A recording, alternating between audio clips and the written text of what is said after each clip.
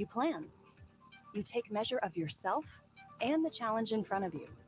You put in the work, and you put on your game face. That's the road to success. Leave nothing to chance. At Mouser, we know a thing or two about going big. Partnering with over 1,200 leading electronic component brands and helping them expand into markets around the globe has made us the fastest growing distributor in the industry.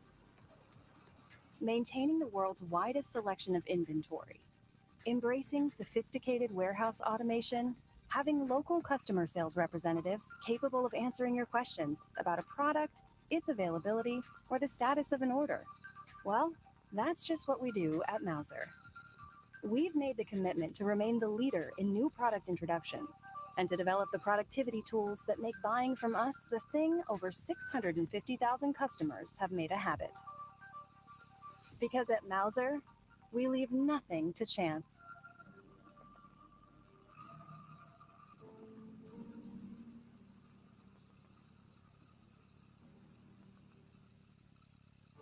We are connected by more than commerce. Your ingenuity, your passion to create is helping drive our growth, and the technological advancements you've either designed or inspired are fast becoming integral components in the automation of Mouser's logistical operations, sensing, motor control, mobile scanning, IoT, machine learning, robotics.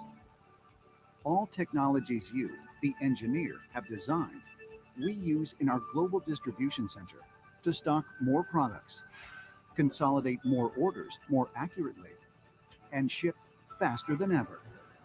So thank you for all that you do and for developing all the innovations that allow us to continue to better serve your needs.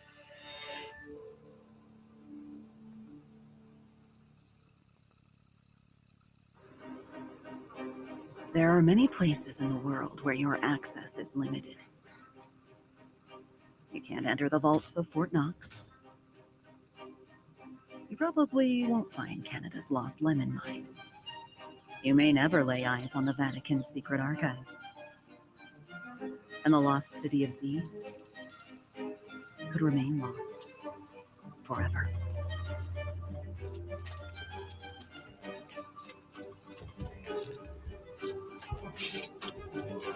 But at Mouser, we give you unlimited access to the widest selection of semiconductors and electronic components from well over 1,000 leading brands engineers know and trust. On your quest for technology and innovation, let Mouser be your guide.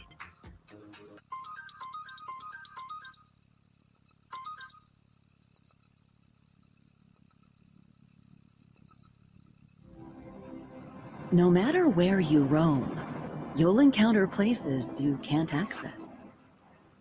Brave Norway's Arctic temperatures to venture inside the global seed vault, and you'll instantly be turned away.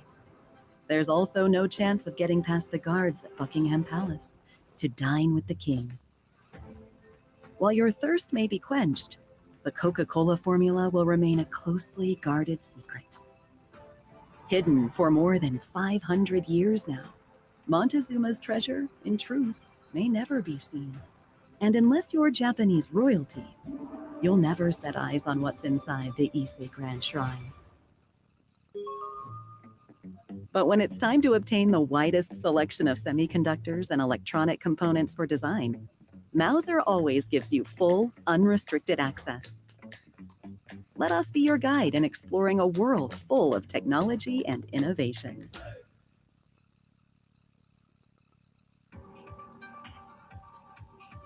When you want to do something big, you dream, you plan, you take measure of yourself and the challenge in front of you. You put in the work, and you put on your game face. That's the road to success. Leave nothing to chance. At Mouser, we know a thing or two about going big. Partnering with over 1,200 leading electronic component brands and helping them expand into markets around the globe has made us the fastest growing distributor in the industry. Maintaining the world's widest selection of inventory, embracing sophisticated warehouse automation, having local customer sales representatives capable of answering your questions about a product, its availability, or the status of an order. Well, that's just what we do at Mouser. We've made the commitment to remain the leader in new product introductions and to develop the productivity tools that make buying from us the thing over 650,000 customers have made a habit. Because at Mouser, we leave nothing to chance.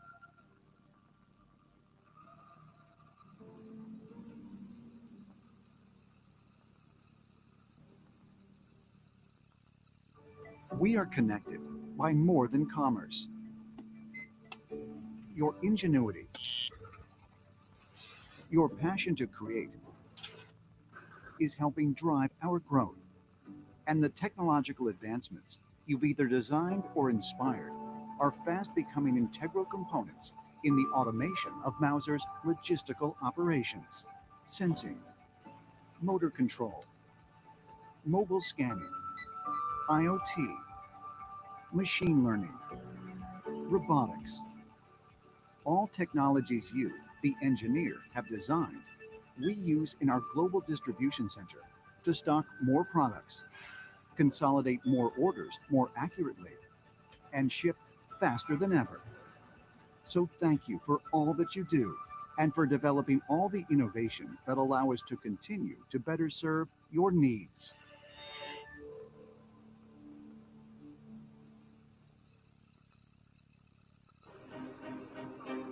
There are many places in the world where your access is limited. You can't enter the vaults of Fort Knox.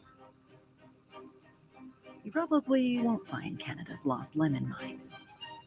You may never lay eyes on the Vatican's secret archives. And the lost city of Z could remain lost forever.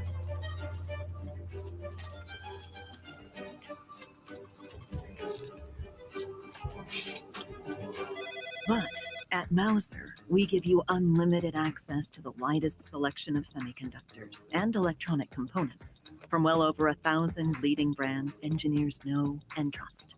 On your quest for technology and innovation, let Mouser be your guide.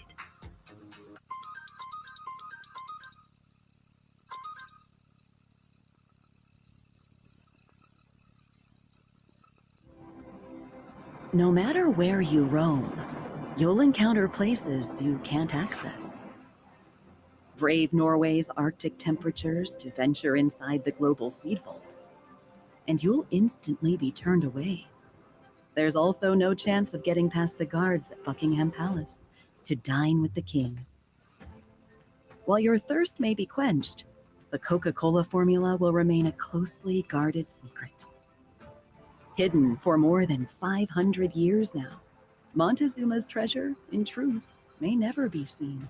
And unless you're Japanese royalty, you'll never set eyes on what's inside the Ise Grand Shrine.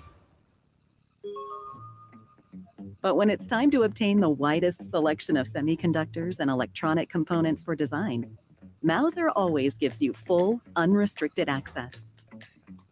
Let us be your guide in exploring a world full of technology and innovation.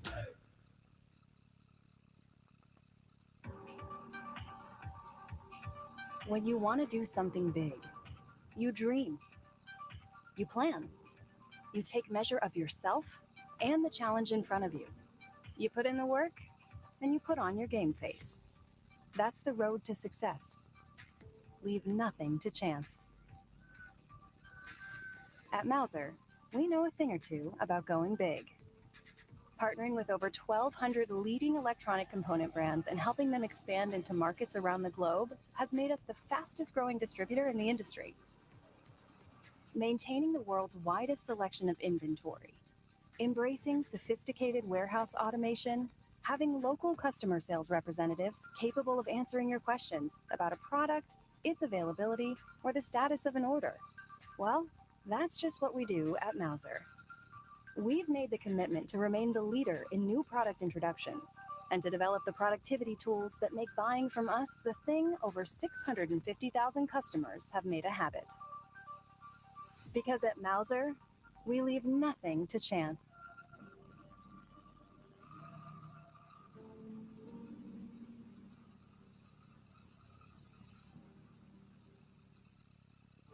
We are connected by more than commerce. Your ingenuity, your passion to create is helping drive our growth.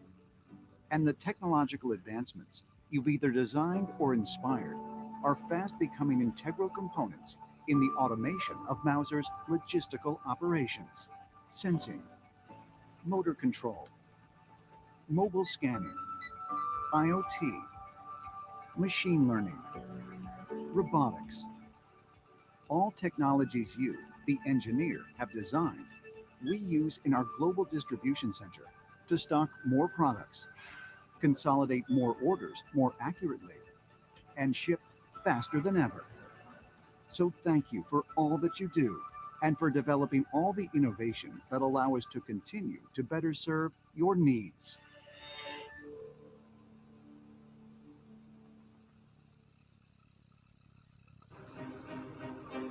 There are many places in the world where your access is limited. You can't enter the vaults of Fort Knox. You probably won't find Canada's lost lemon mine. You may never lay eyes on the Vatican's secret archives. And the lost city of Z could remain lost forever.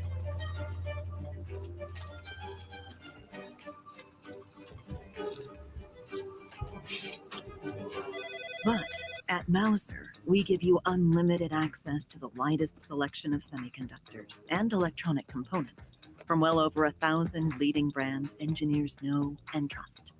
On your quest for technology and innovation, let Mauser be your guide.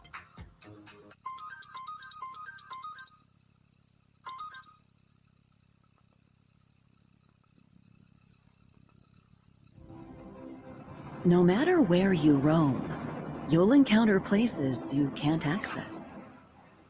Brave Norway's Arctic temperatures to venture inside the global seed vault, and you'll instantly be turned away.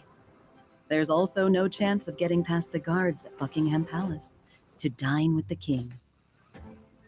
While your thirst may be quenched, the Coca-Cola formula will remain a closely guarded secret. Hidden for more than 500 years now, Montezuma's treasure, in truth, may never be seen. And unless you're Japanese royalty, you'll never set eyes on what's inside the Ise Grand Shrine. But when it's time to obtain the widest selection of semiconductors and electronic components for design, Mauser always gives you full, unrestricted access. Let us be your guide in exploring a world full of technology and innovation.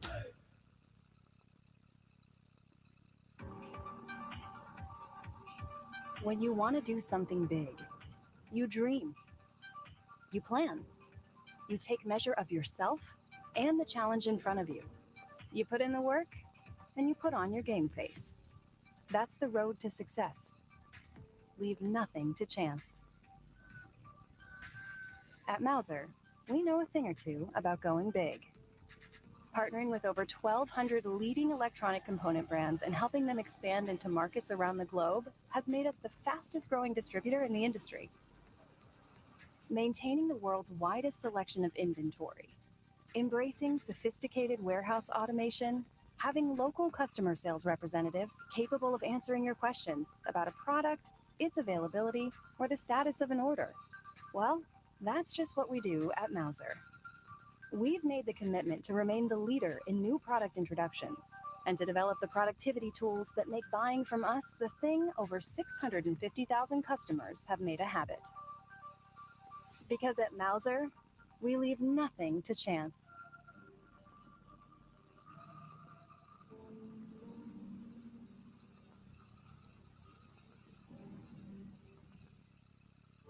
We are connected by more than commerce. Your ingenuity, your passion to create is helping drive our growth. And the technological advancements you've either designed or inspired are fast becoming integral components in the automation of Mauser's logistical operations, sensing, motor control, mobile scanning, IoT, machine learning, robotics. All technologies you, the engineer, have designed, we use in our global distribution center to stock more products, consolidate more orders more accurately, and ship faster than ever. So thank you for all that you do and for developing all the innovations that allow us to continue to better serve your needs.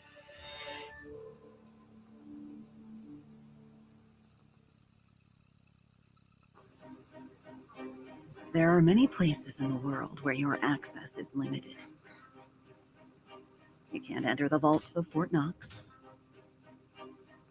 You probably won't find Canada's lost lemon mine. You may never lay eyes on the Vatican's secret archives. And the lost city of Z could remain lost forever.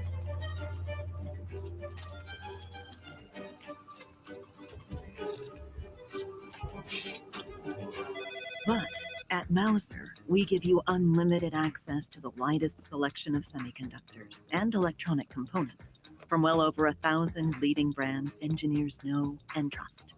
On your quest for technology and innovation, let Mauser be your guide.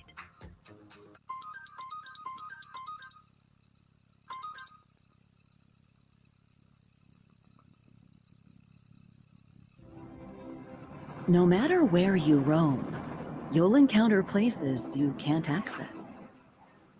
Brave Norway's Arctic temperatures to venture inside the global seed vault, and you'll instantly be turned away.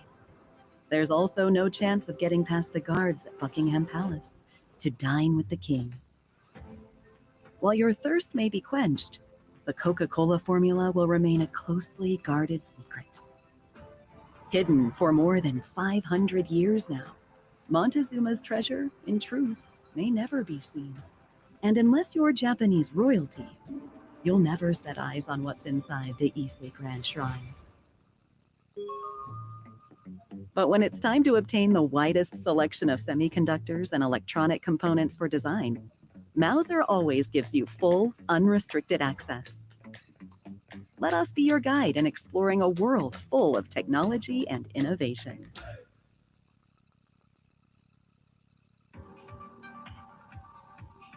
When you want to do something big, you dream, you plan, you take measure of yourself and the challenge in front of you.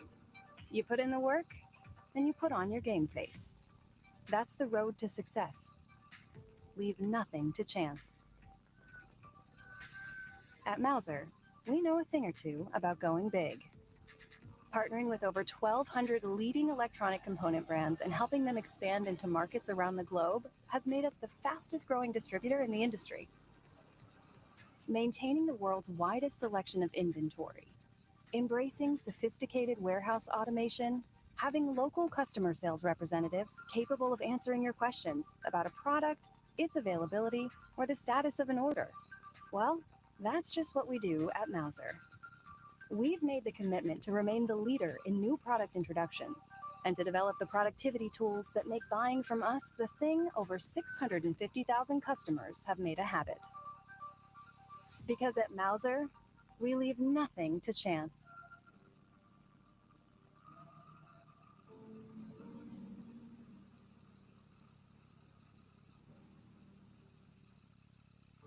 We are connected by more than commerce. Your ingenuity, your passion to create is helping drive our growth. And the technological advancements you've either designed or inspired are fast becoming integral components in the automation of Mauser's logistical operations, sensing, motor control, mobile scanning, IoT, machine learning, robotics. All technologies you, the engineer, have designed, we use in our global distribution center to stock more products, consolidate more orders more accurately, and ship faster than ever. So thank you for all that you do and for developing all the innovations that allow us to continue to better serve your needs.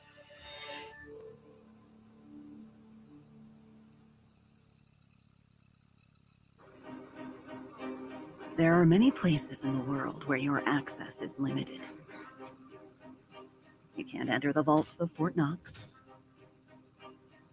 You probably won't find Canada's lost lemon mine. You may never lay eyes on the Vatican's secret archives.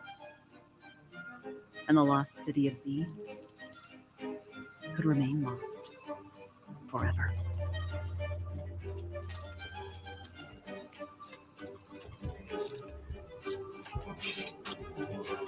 But at Mauser, we give you unlimited access to the widest selection of semiconductors and electronic components from well over 1,000 leading brands engineers know and trust. On your quest for technology and innovation, let Mauser be your guide.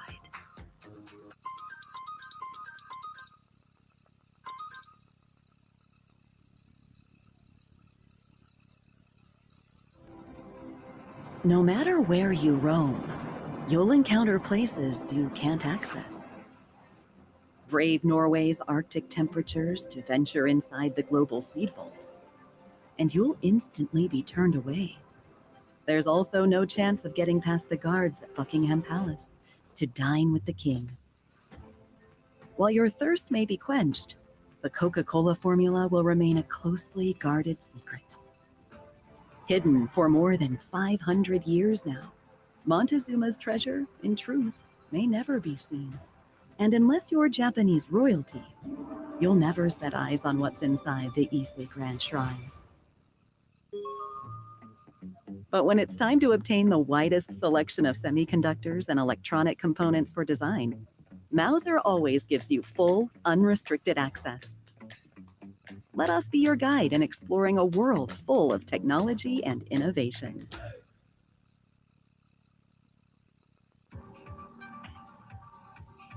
When you want to do something big, you dream, you plan, you take measure of yourself and the challenge in front of you. You put in the work, and you put on your game face. That's the road to success. Leave nothing to chance. At Mauser, we know a thing or two about going big. Partnering with over 1,200 leading electronic component brands and helping them expand into markets around the globe has made us the fastest growing distributor in the industry. Maintaining the world's widest selection of inventory, embracing sophisticated warehouse automation, having local customer sales representatives capable of answering your questions about a product, its availability, or the status of an order. Well, that's just what we do at Mauser. We've made the commitment to remain the leader in new product introductions and to develop the productivity tools that make buying from us the thing over 650,000 customers have made a habit. Because at Mauser, we leave nothing to chance.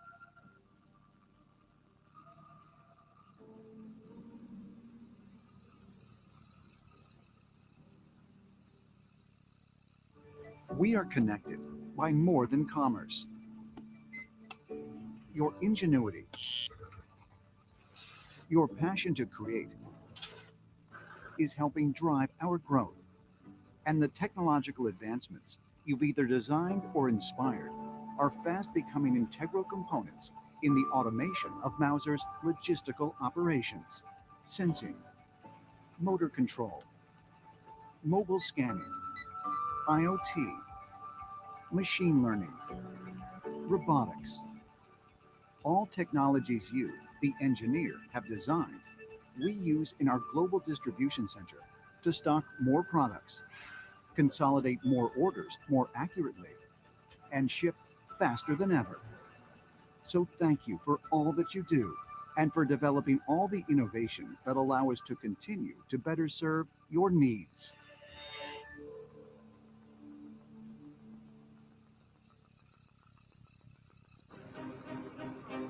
There are many places in the world where your access is limited. You can't enter the vaults of Fort Knox.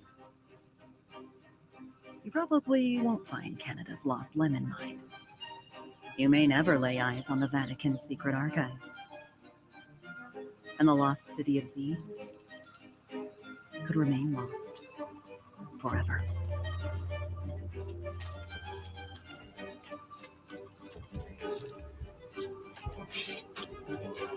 But at Mauser, we give you unlimited access to the widest selection of semiconductors and electronic components from well over 1,000 leading brands engineers know and trust. On your quest for technology and innovation, let Mauser be your guide.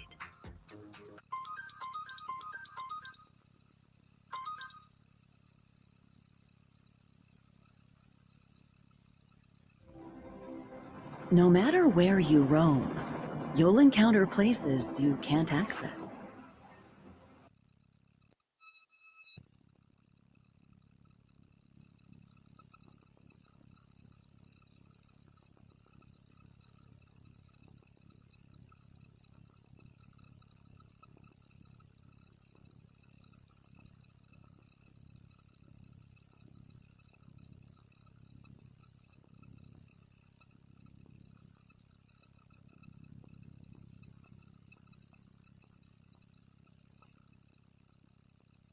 Never set eyes on what's inside the East.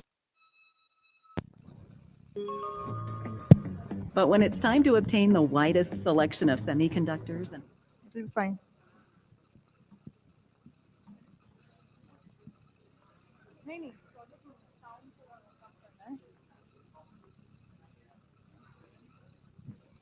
Hello. Hi, good morning, everybody. I would request you to kindly take your seats. We'll begin shortly. Thank you.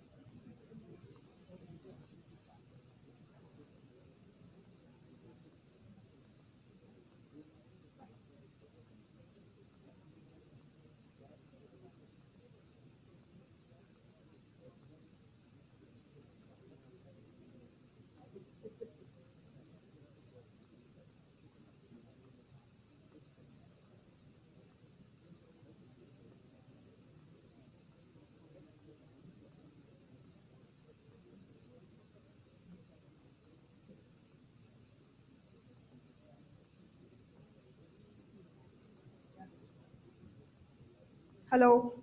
Hi. Hello. So, good morning, everyone. A very warm welcome to Mauser India Technical IoT Roadshow. And I want to thank everybody here for joining us today.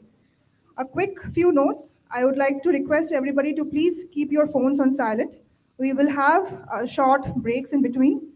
And at the end of, please keep your Q&As till the end of the session. And please don't forget to visit our experience partner booths to have an experience of the live demos. Thank you. So I would like to invite Mr. Clinton here on the stage to give us a brief introduction of Mauser, who we are, what we do, and how we are making a difference in the industry. Please give a round of applause to Mr. Clinton. Thank you.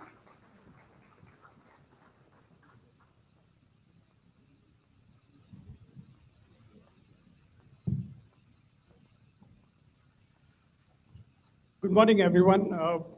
Warm welcome to all of y'all. We're very happy to have all of y'all for this technical roadshow. My name is Clinton. I'm the Vice President for Global Support. So over the next few minutes, I have just 10 minutes, so I'll try and make it as brief as possible. So I want to give you a little brief about Mauser, how we operate, and so on. Yeah. So Mauser, as you all know, is a global authorized distributor of semiconductor and global technical components. So we started off way back in 1964, okay, and we've been operational in India for the past 15 years. So we basically introduce new products. So we have tie-ups with major manufacturers and suppliers across the world. So what we do is very simple. We buy products from these suppliers, we store it in our warehouse in Mansfield, Texas, and we sell these products through our website. So that's in short, what we do. So as I said, Mauser started off in 1964, but in 2000, we were acquired by TTI, our parent company called Tektronix Incorporated, and in 2007, we had Berkshire Hathaway group of companies, take over TTI. So we are wholly a part of, the Berkshire Hathaway group of companies. So we remain very focused on our model, our business model. So we are into engineering new products. We introduce new products, as I said, and we sell in small quantities. So when I say we sell in small quantities, we don't have a minimum order quantity, right? So if we have a customer who wants to even, who wants to buy, say, one, resistor or capacitor, we will go ahead and sell it, right? And we bring a lot of value from our design chain to a supply chain. So we work very closely with our customers. So we know what our customers' needs are, what they want, and we support them in every possible way. So Mauser, as I said, is a part of TTI. So Mauser, along with the TTI group of companies, we provide design guidance, design identification, we do design fulfillment, and we also sell in small quantities. That's Mauser sells in small quantities, but our parent company, TTI, we sell in large quantities as well. So moving on, as I said, we introduce new products into the market. We have a very self-sufficient new product introduction launches. Okay, so we have a team in Bangalore that does the NPI launches, and they do a lot of research. They create content. We also do the data attribution and microset creation. So if you go onto our Mauser website, if you see all that content that's written there, and if you see all the graphic work that's done there, it's all mainly done by the team in Bangalore. So these are some stats for you. So in 2024, we've created nearly 4,000 new microsites. So this is a small comparison with our closest competitor. So, and we've added 69,000 parts, and we've had nearly 16 million page views. So many people have actually kind of visited our Mauser website. So that's some small stats. Now, we invest a lot in inventory. some of you all must have seen the the corporate video that was actually played some time back. So we have a huge warehouse in Texas at our headquarters, and it's almost 100,000 square feet. And very recently, we expanded our warehouse. That's because we ship almost 21,000 shipments every day, and we have nearly 1.2 million parts in stock. So in order to have operations like this, we need to have a state-of-the-art warehouse. So we have a warehouse which is fully automated, and we have the best pick and ship operations in order to ensure that we support our customers 24/7. We ship in small engineering quantities I mentioned earlier. Yeah. So moving on, we service the different regions like the Americas, Europe, and Asia. In the Americas, we have marketing teams in Texas and Mexico. In all the rest of the regions, we have customer service support. In Europe, we have marketing teams in Germany and in the United Kingdom. In all the other regions, we have customer service teams. In Asia, we have marketing teams in India, Taiwan, China, Hong Kong, South Korea, and Australia. And in all the other regions, we have customer service teams. So this is how we operate globally.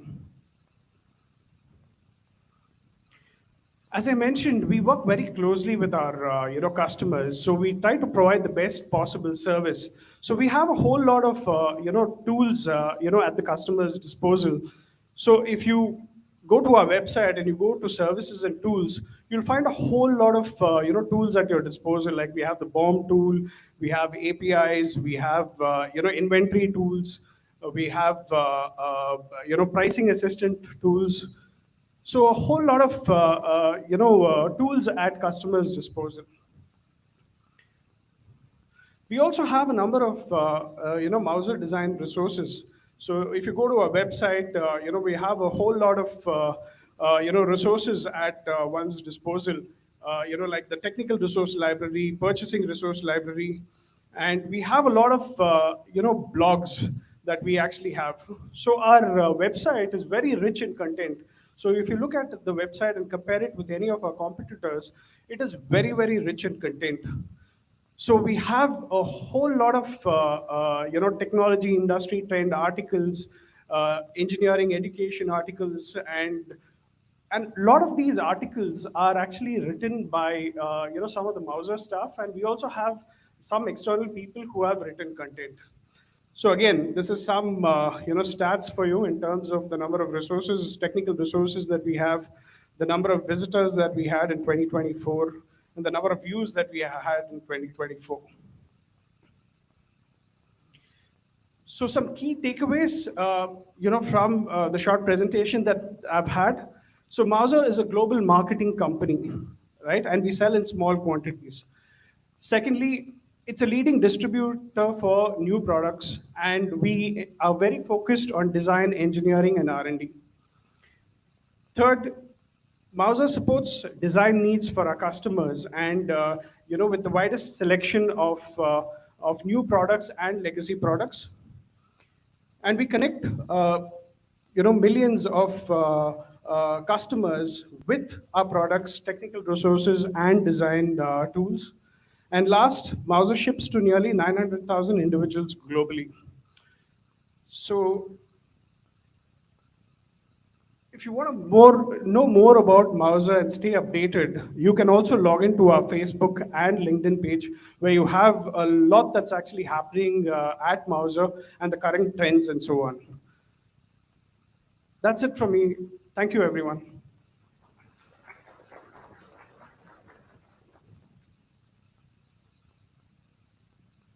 Thank you so much, Clinton. That was an insightful session. I would like to invite Mr. Rushabh Champaneri, founder and managing director of IoTitive Private Limited. Let's give a big round of applause to Mr. Champaneri. Thank you.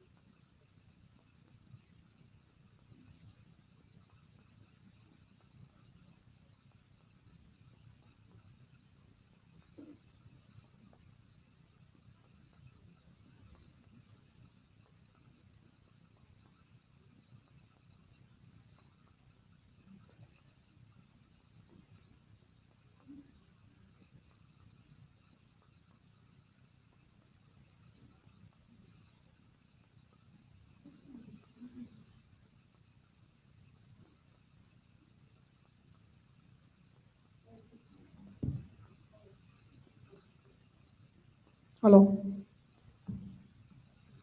Hey, good morning. Being in Gujarat, I must need to ask you guys, Kem Cho Ahmedabad. So today we are going to talk on something about a innovation that is happening right now.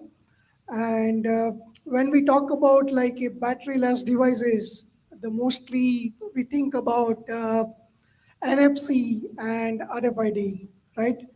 But there is like a major shift happening in how we design the Bluetooth products without battery. And I'm going to talk you and walk you through about like how this is possible. And right now there are like many devices already available in market which is working without having a battery inside it. Okay, so majorly like I'm going to cover on like a following statements. The current problem with batteries, we are like working with IoT products, and battery is a major component in each and every IoT device. So we are going to talk on like what is the problem with batteries, uh, how the Bluetooth LE innovation has been happened in last 15 years, what enables like a battery-free Bluetooth devices. We are going to talk a little more on like what should be the hardware architecture for that devices, and what are the real world use cases right now that we can achieve with battery-free Bluetooth devices. Obviously, like when we are designing something that is an innovative, there will be some challenges as well. So we are going to talk on that challenges. So let's talk and how we can basically like build a battery-free future together. All right. So what are the current problems right now? The major problem is it is not sustainable. Every year, like million batteries are being basically like disposed. Uh, I read like some kind of like a stats where it is saying like the battery recycling market is growing by 12% CAGR every year. So it is like a major problem for the sustainable future. So another problem is like there is like a lot of maintenance challenges. Let's assume that like a 1 million devices installed in some warehouses, and that battery life is almost let's say 2 years or 3 years. So every 2 years or 3 years, we need to replace the batteries, and that costs another $1 million to replace the batteries. So this is like a scalability issue as well. Like if we need to kind of like go in a million devices with batteries, that scalability issue is already there.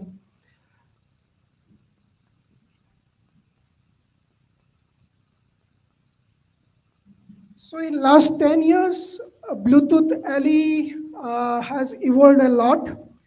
Uh, when I started working with Bluetooth LE in 2013, it was consuming a lot of battery. Then after basically like in Bluetooth 4.0, they came up with like a very low energy consumption. And from there onwards, Bluetooth has evolved in such a way that it is consuming a very low power, and we can achieve like a lot of things with low power. Bluetooth 5.0 introduced like an energy efficiency, and it is almost double.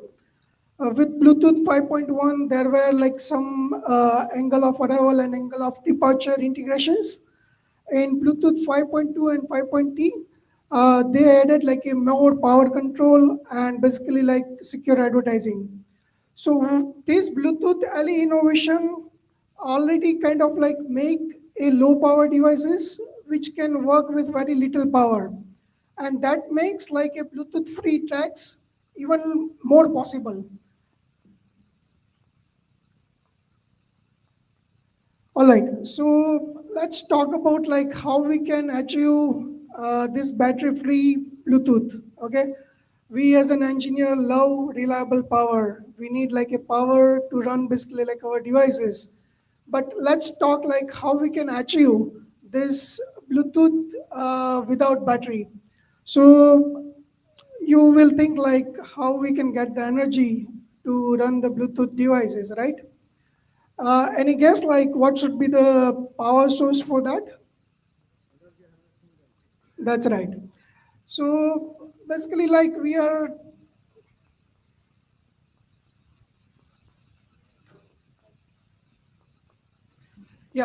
talking about energy harvesting. Now, the energy harvesting can happen from ambient light, it can happen from radio frequencies, it can happen from vibrations, or it can happen from heat itself. So, the major kind of like a component that drives this Bluetooth battery-free tags is basically like energy harvesting. What we need in this is basically like we need a ultra power, basically like an MCU. We need basically like a capacitor to store the energies from the ambient or basically like other energy harvesting sensors, and that can basically like help us to kind of like make a Bluetooth battery free.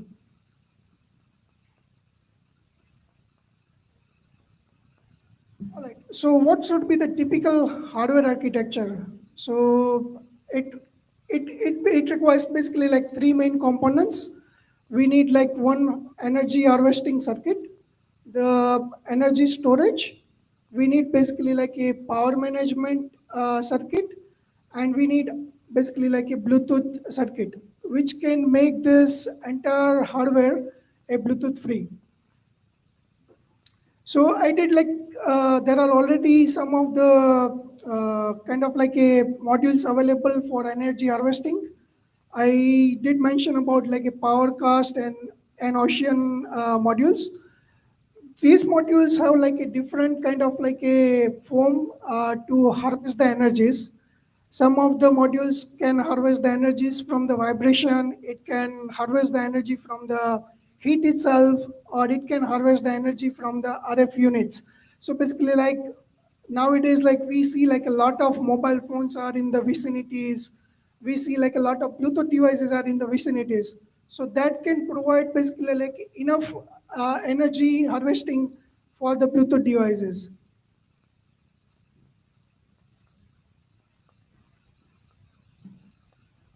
So let's talk about like a real world use case. Uh, we can basically like integrate this in passive inventory tracking, in smart retail, the healthcare devices where we don't need basically like a much power. So let's say like the healthcare badge which can attach to our body, and that can generate the energy from basically like our body heat, or we can basically like get the power from the vibrations or basically like emotions. So right now, like there are a lot of innovation happening in the healthcare, which we can cover by this Bluetooth free devices. Industrial environment. I was kind of like reading one article where the beer manufacturer were having like a problem. They wanted to integrate a tag which can measure the temperature and the steam flow. So the main problem with their kind of like an architecture was they can't change the battery easily. The cost for changing the battery was $500 in one single unit. So they needed like a solution that how they can basically like get the sensor data without changing the battery itself. So they kind of like consulted with Willy IoT. Willy IoT is one of the company who provides basically like a Bluetooth free tracks, battery free tracks, and that tag were kind of like getting the energy from the streamline itself, and they were able to kind of like read the temperature, and whenever the energy is there, they are transmitting the that temperature data over the Bluetooth. The second use case that I kind of like read about was this Willy IoT integrated the Bluetooth tag with the vaccines. So they can basically like read the temperature of the vaccines in the real time whenever there is like an energy. So they already implemented and kind of like conducted the entire like a MVP with US government on the vaccines monitoring. We can basically like integrate this Bluetooth free tracks in the agriculture as well. So consider that like where where the connectivity is not provided, where basically like we can just install the tags into the soils, and that can read the temperature from the energy coming from, let's say, sunlight or like an ambient light. So these are some of the real use cases that is happening right now with this battery-free Bluetooth tags.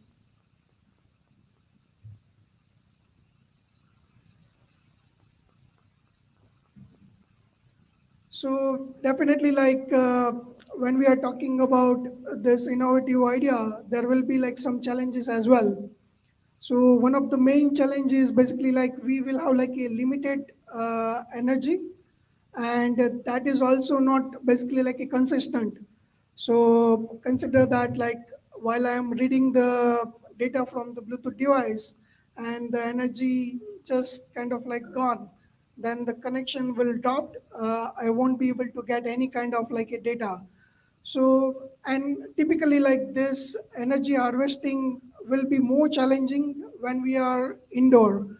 It can't get like a enough kind of like a energy from the ambient light.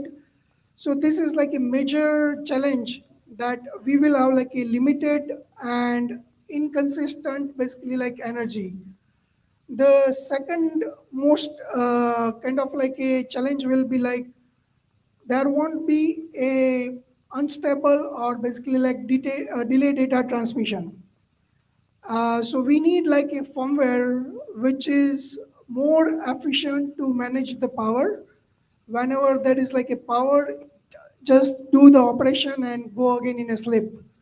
So we need like a sleep cycle of this firmware very powerful that can read the data whenever there is like an energy. It goes back again to the sleep mode, and again whenever there is like an energy, it can start again.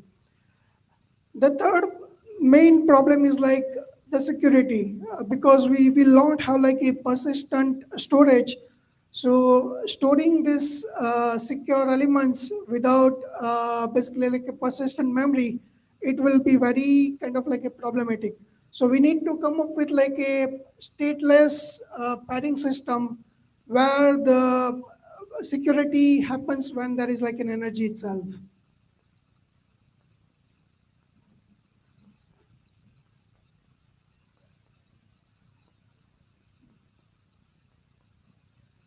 So yeah, so basically like this is about me. Like I am having like a 15 years of experience in Bluetooth and IoT consulting. I work with like a lot of companies, basically like in Bluetooth segment. Uh, I do have like a lot of experience around kind of like a making like a sustainable and scalable IoT systems. And my major expertise is in Bluetooth. So thank you so much, guys, for attending this. Thank you.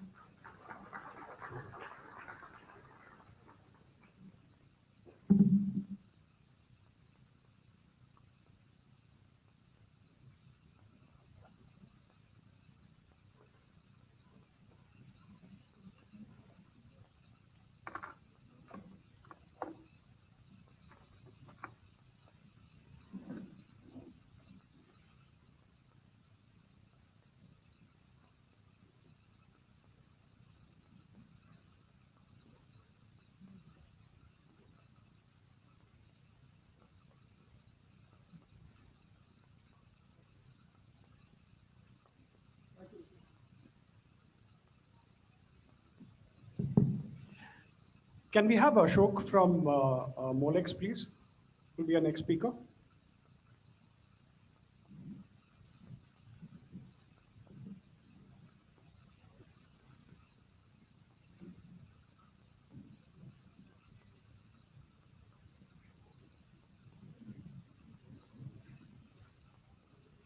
Ashok.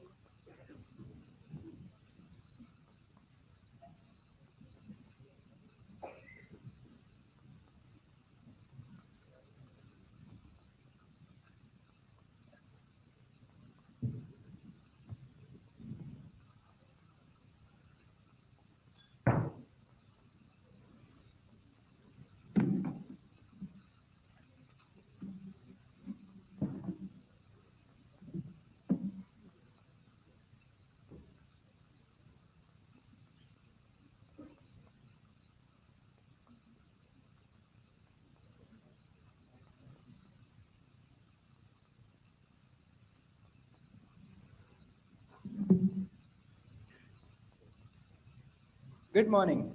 Very good morning to all of you. My name is Ashok. I am from Molex, taking care of datacom and telecom sector all across India. Today, I'll take you through Molex solution for the RF connectivity.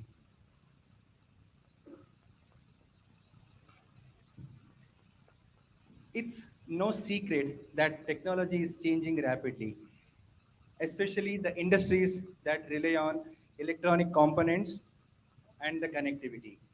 We at Molex helped some of the influential companies in the world to embrace the change with the meaningful environment for themselves and for their customers and for the partners. We make connected world possible by working together as a global team to enable technology that transforms future and improve lives. As a global company, we based in 38 countries, working with 18,000 suppliers, 77 manufacturing locations, over 100,000 products. Our market will be aerospace and defense, consumer mobile, data center, and home appliance, industrial, medical and pharma, and transportation. We are a part of Coke Group, which is number one largest privately held companies in the US, with the annual revenue of $125 billion, wherein we have presence in 60 plus countries and overall employee of around 120,000 people across the globe. So enabling next generation technology across industries. So we cater to the multiple sectors. It can be datacom and telecom, cloud, AI. So with this, we change the technology. In fact, we are the leader in the QSFP DD form factor. We create a value by creating the market-driven product like circulators and isolators. And we come up with a product like power and signal, which is especially for the power-driven industries. Also, we come up with wavelength selection switches, which is exclusively adding a value to the telecom market. Moving on to the consumer and mobile, we come up with micro miniature solutions, compact USB 4C type, as well as power and signal cable assemblies. The critical technology in the industrial is the junction boxes, the cord sets, and the industrial 4.0 connector applications. So we are coming up with the aerospace and defense sector as well. So we provide the rugged, reliable solutions in the mil-spec DTS standard, wherein the fiber as well as the D-sub connectors are going to be in this market soon. With respect to the transportation and automotive, we have global shark fin antennas and wireless connectivity solutions, battery cell contacting system, especially we call it as a BESS application, and the HFM high-speed networking solutions as well. Now moving on to the medical and pharma, we have fiber optic solution and complex drug delivery solution as well. So our tagline is creating connections for life. So we believe in transformative power of creating connections. We use innovation, engineering excellence, commitment to quality and reliability for superior customer experience to improve people's life. So this is where we try to add a value to the market by creating connections and adding value to the customers as well. So our global structure presents, we are a part of global team from global sales and marketing, and we have industry experience BUs like consumer commercial, aerospace and defense, datacom and specialty solutions, transportation, medical and corporate.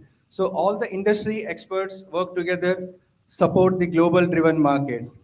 So our concept is design anywhere, manufacture anywhere, and sell anywhere. So we can design a product in India, manufacturing in Mexico, sell all across the globe.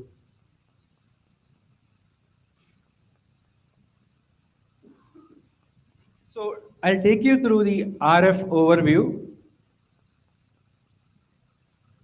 So as a Molex, we are into RF and microwave connectors, cable assemblies, and the wireless component solutions. So if you look at this, we would like to be a preferred partner for components, interconnect, and cable assemblies, which will enable innovation and commercialization of RF technology. We try to add long-term value by providing a component, cable assemblies, and wireless component solutions. So we have a presence in Taiwan and China and Mexico for your RF and connectivity. And for the high performance cable, it's in Mexico and in US. And for the wireless, it's in Canada, China, and Mexico. So what are the market and how it is categorized are, so based on the technology and the application, we categorize the market as antennas, radio, high frequency connectivity, waveguide, radio arrays, automotive camera systems, and automated testing as well. So I'll take you through in detail what are the product, what are the sectors, and how are we supporting customers. These are all the target markets, especially in the wireless and telecommunication application, wherein we provide rugged solution for the connectors and cable assemblies for the wireless telecommunication, for the broadband. With respect to automotive, we have telematics and commercial vehicle. With respect to the medical, the monitoring and imaging solutions. With respect to the instrumentation, we provide precision test measuring components and the cable assemblies. And now the latest one is aerospace, which we have recently acquired one of the competitor companies. So that's where we have a solution is going forward. So what are we selling? So we sell connectors and cables which enable customers to solve the problem and enhance their product. So if you can see in this slide, this is a vertical integration capability what Molex has. So RF connectors and adapters, precision cables, cable assemblies, camera back shells, circulators and isolators. So all these components we make at Molex. If customer looking for just a component, we can support as a individual connectors and adapters. If somebody is looking for a solution with the cables, definitely Molex is pioneer in that. So we will take you through all these products in the upcoming slide. So in a nutshell, the solution what industry is currently using is starting from 1 mm pitch connector up to mini UHF connector, which is supporting up to 110 gigahertz versus 2.5 gigahertz. This will be the overall application in the vertical side. These are all the connectors, and this is the frequency. And you can see application-wise what connectors, where it is going to be used in the upcoming pages.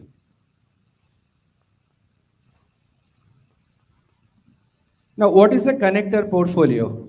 This is one of the good slide, for a quick reference. So if you see in this, it's a ultra micro miniature connectors, and we have solution all the way up to large connectors.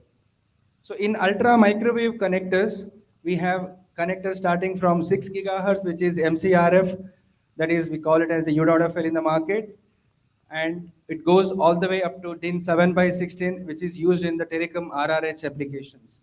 So today we talk about 5G. All the 5G products will be using DIN 7 by 16, 4.3-10, and 2.2-5. This will be a part of RRH, whereas your SMP Max will be connecting between radio as well as to your baseband unit. And another one is SMA. I'm sure a lot of you guys are working on the IoT devices, so you will be using a lot of SMA connectors.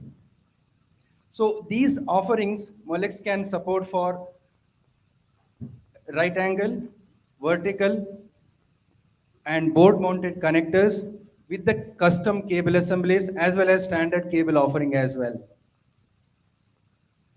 Apart from that, we have a precision product which goes into the test and measuring equipment. Whenever you do something on the backplane or the new designs, that's where you can see these connectors which supports up to 110 gigahertz. So what is a market Molex is focusing globally? So sectors like wireless telecommunication, medical, 5G, and automotive. So when we say RF, we might know that, okay, there are only a few components. There are different parameters how we select the connectors. So there are some of the things I'll take you through. So one is the connection type, frequency, power, impedance, and the mating type. So with respect to the frequency, we have a offering for low frequency all the way up to extremely high frequency, starting from 30 kilohertz up to 300 gigahertz for the navigation, broadcasting, and of course for the satellite or the radio link. So if you see in this chart, the horizontal bar talks about the frequency and vertical is a type of a connectors. So these particular, the first portion, which is more or less used in the telecom or the IoT application, and this will be some extent for the telecom and medical, and this is more of on the testing measurement equipment. Now we have seen the frequency, so we will move into power and size. So we have, it is categorized as low power, very low power up to very high power with the geolocalization and for the MRIs. So these products, as we said in the past, these are all especially for the telecommunication application, and type N is some extent telecommunication and as well as for the medical.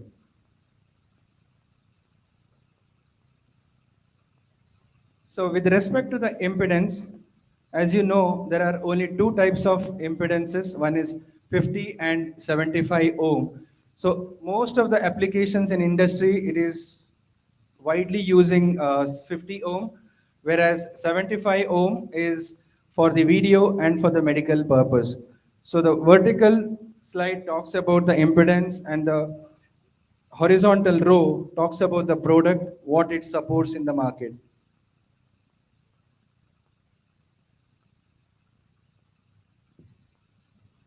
So you have seen frequencies, power, and the impedance. Now, what type of connectivity we have? So with respect to the connectivity and the mating type, we have bayonet coupling, threaded, snap-on, slide-on, push-pull connectivity.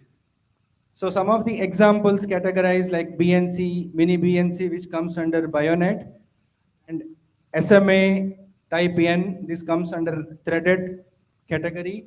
Snap-on will be SMB, slide-on is BMA, SMP, and push-pull is QMA. Some of the pros and cons we have listed here for your quick reference. So you have seen the type of how to select a connector and type of connectivity. Now what connectors we support for? So we have a solution for the board-to-board, multi-port connectors, PCB mountable, it can be vertical, right angle, or the edge mount. and bulkhead connectors, and of course the cable mount.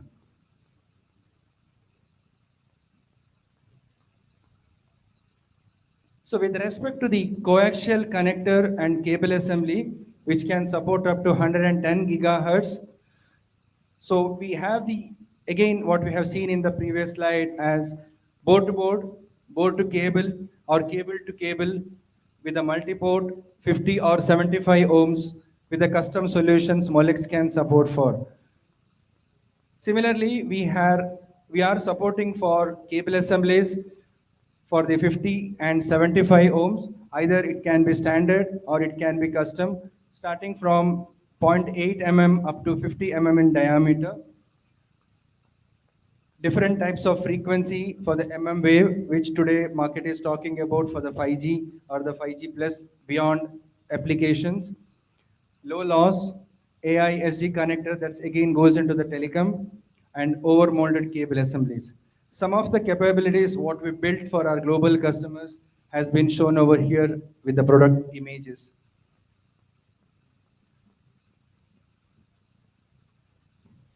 With respect to this particular slide, there are new form factors like Vita 67.2. This is quietly used in the high precision, can be in defense, can be in aerospace, SMA, SMPM, custom RF and non-RF cable assemblies, semi-rigid cable assemblies, as well as contact.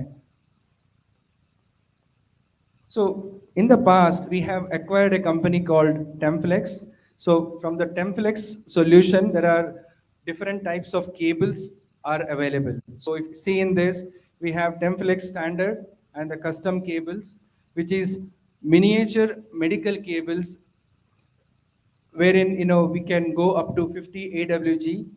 And with respect to the high performance microwave cables, it's a low loss phase stable cables, and especially rated for high temperature in terms of a foam configurations.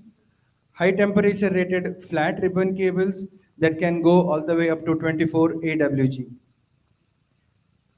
With respect to the wireless component solution, so today industry is talking about 5G, it may be fixed wireless, or it can be stand-alone or non-standalone network. So we provide these kind of circulators, isolators, integrated circulator with the waveguide filters and the diaplexers for the telecom market that will support the 5G speed to the end users.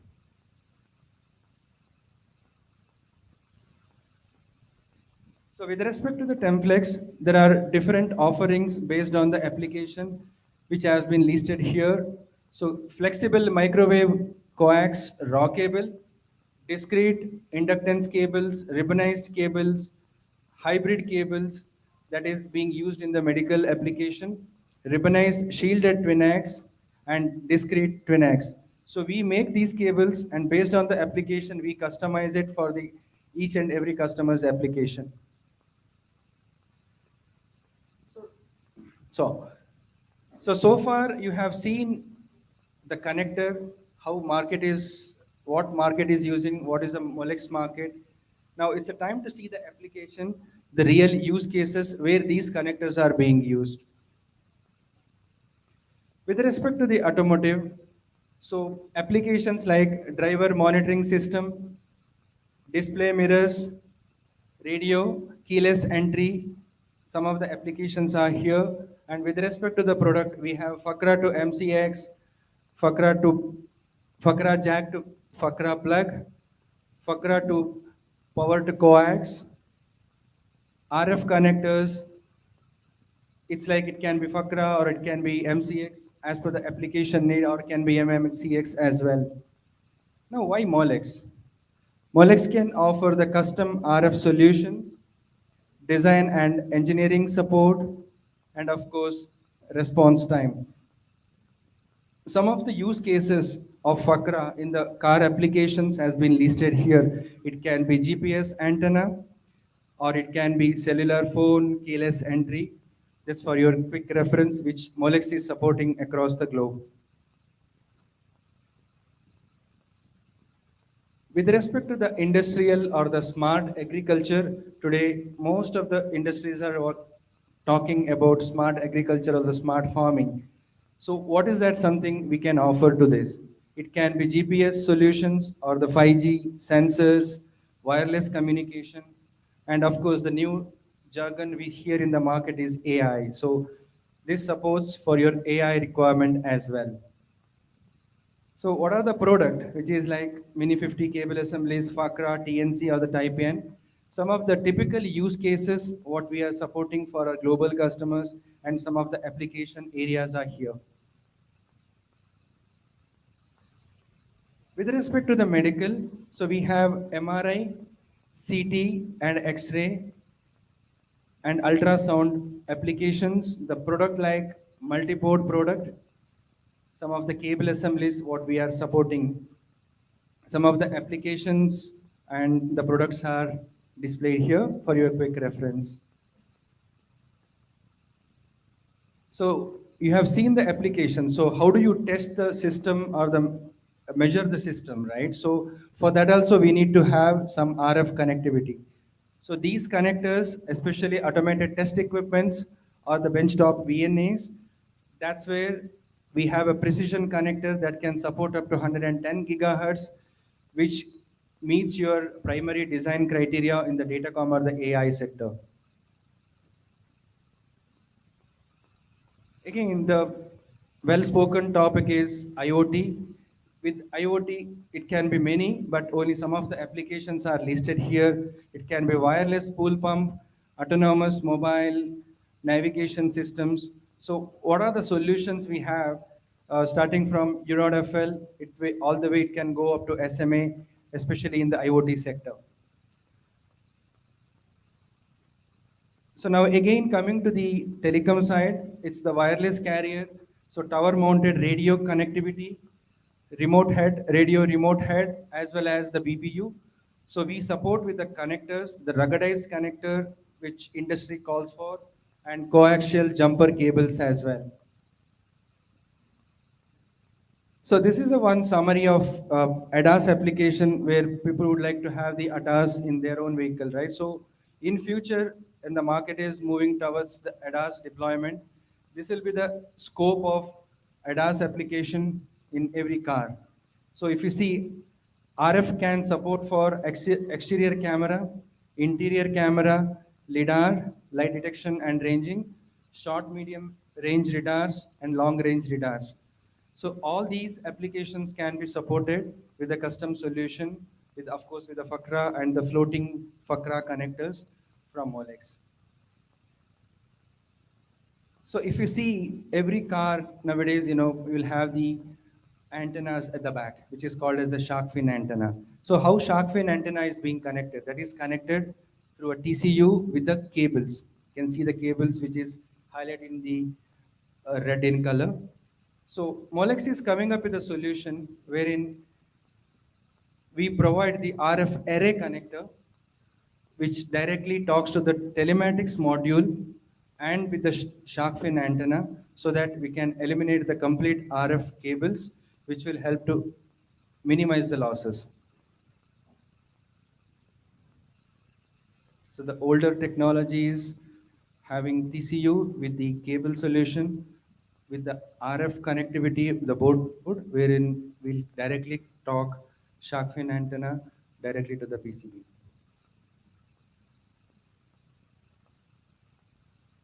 So the new sector, what we venture is MMCX with power to coax. So we are working with IPEX to expand our cable assembly portfolio in collaboration. And the main purpose is the locking feature of this connector will stay even mated in the shock and wipe conditions, which is required currently in the market. So some of the applications of power over coax is listed here. It can be automotive, video, or it can be IoT, GPS, or industrial applications, or maybe in the agricultural sector as well. So now moving on to the test and measurement systems. So we have a couple of offerings starting from 1 mm, 1.85 mm, which supports up to 110 gigahertz, 2.4 and 2.8, 1.85 and 2.4 that supports frequencies up to 40 and 50 gigahertz. So these are widely used in the datacom test measurement equipments. So some of the parameters in the test adapter for the 1 mm and 1.85 mm, which supports up to 110 gigahertz, with the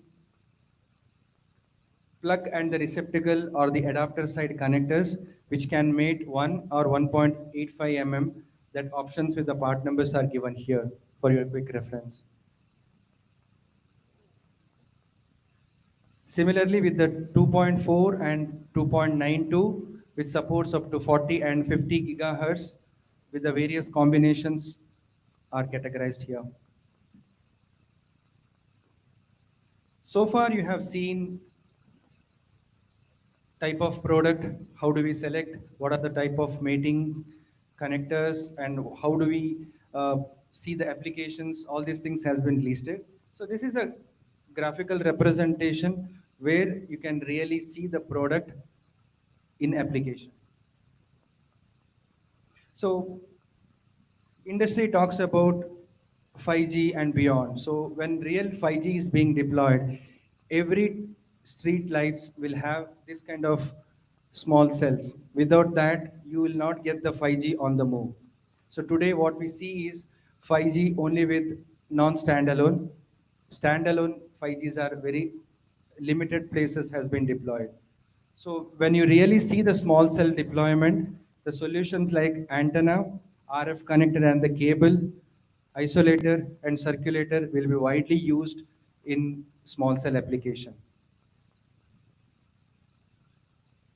I'm just covering only on the RF portion. So we do have other high-speed IOs and optoelectronics on the non-RF as well.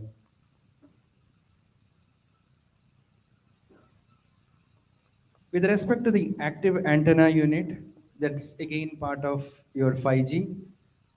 The solutions like isolator, circulator, LDS antennas, RF board-to-board connectors, the cavity filters, what you see at the bottom, and the circular power connectors, it can be AISG connectors, and RF connectors and cable assemblies. That's something Molex can support for.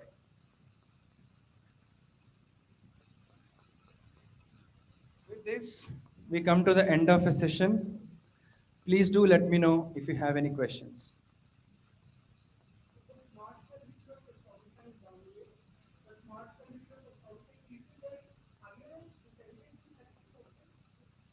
I can come there. Hi, sorry to interrupt, but we will keep the question sessions at the end of all presentations. Okay, thank you.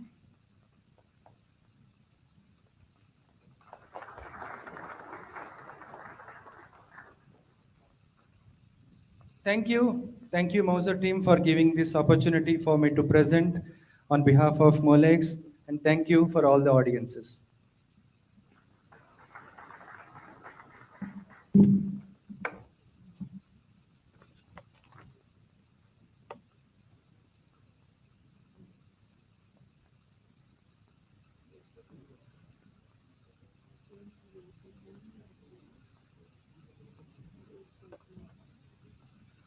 All right, everyone, we will take a short break right now. Refreshments and snacks are just outside. Please feel free to help yourself. We'll begin shortly. Thank you.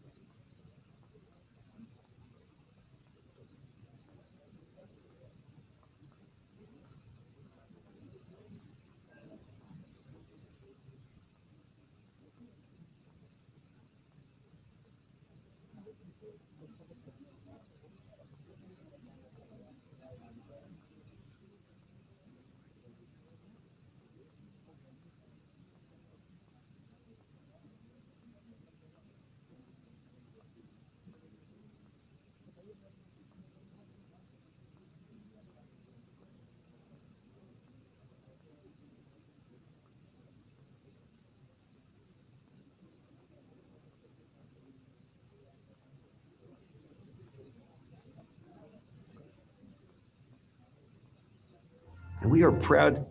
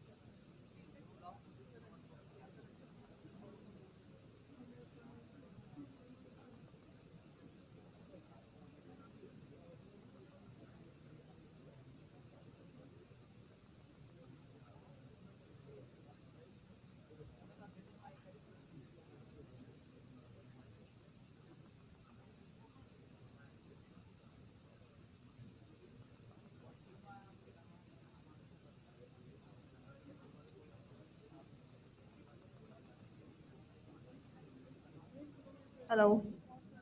Hi, everyone. We will resume in another 2 minutes. I would request everybody to please take your seats. Thank you.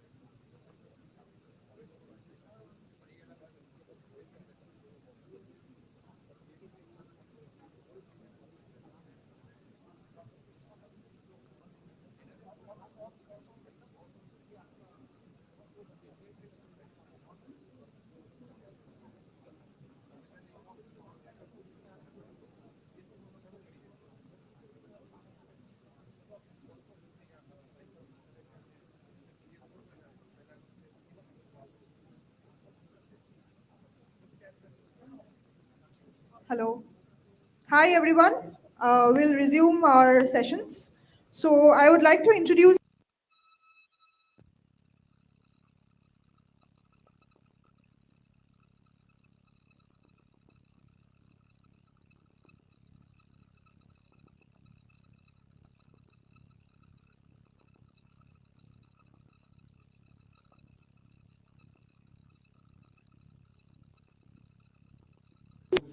What we are, what we do, and then we have application engineer Sushil Kumar who will be taking it ahead. It would be a very, the next 35 minutes would be a very interesting session about the technicals about the SerDes and the RF thing.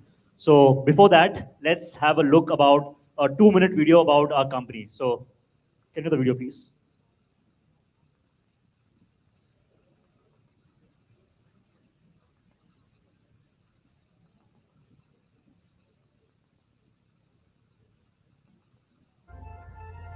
This is Samtec, and we are proud to give you a glimpse into our world, one that revolves around you, our customer, and where our greatest strength is in connecting people.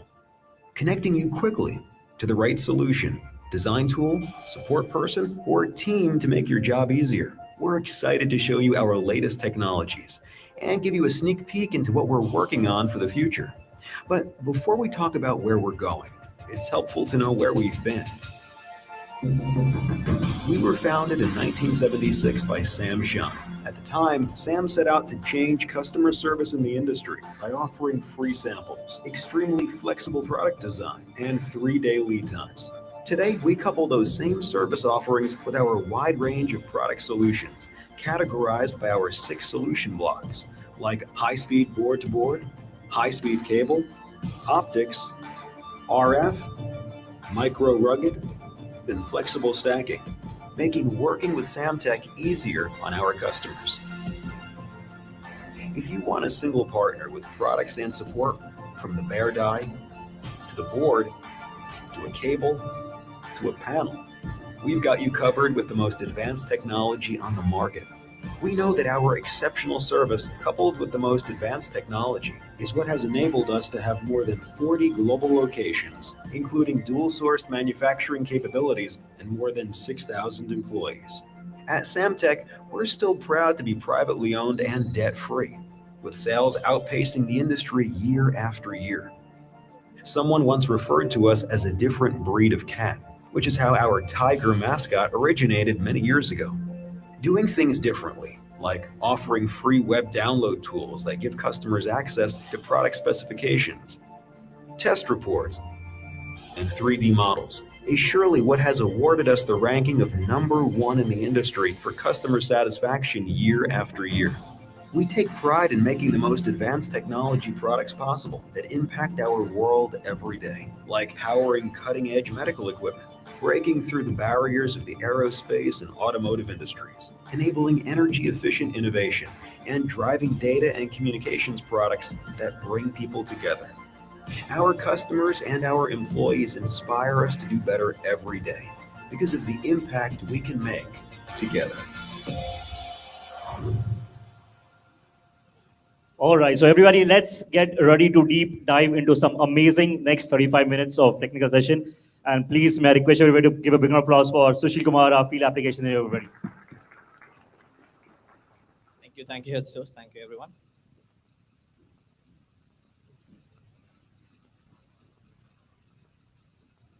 A very good afternoon to each one of you present over here. So I'm Sushil, so FAE Samtec India.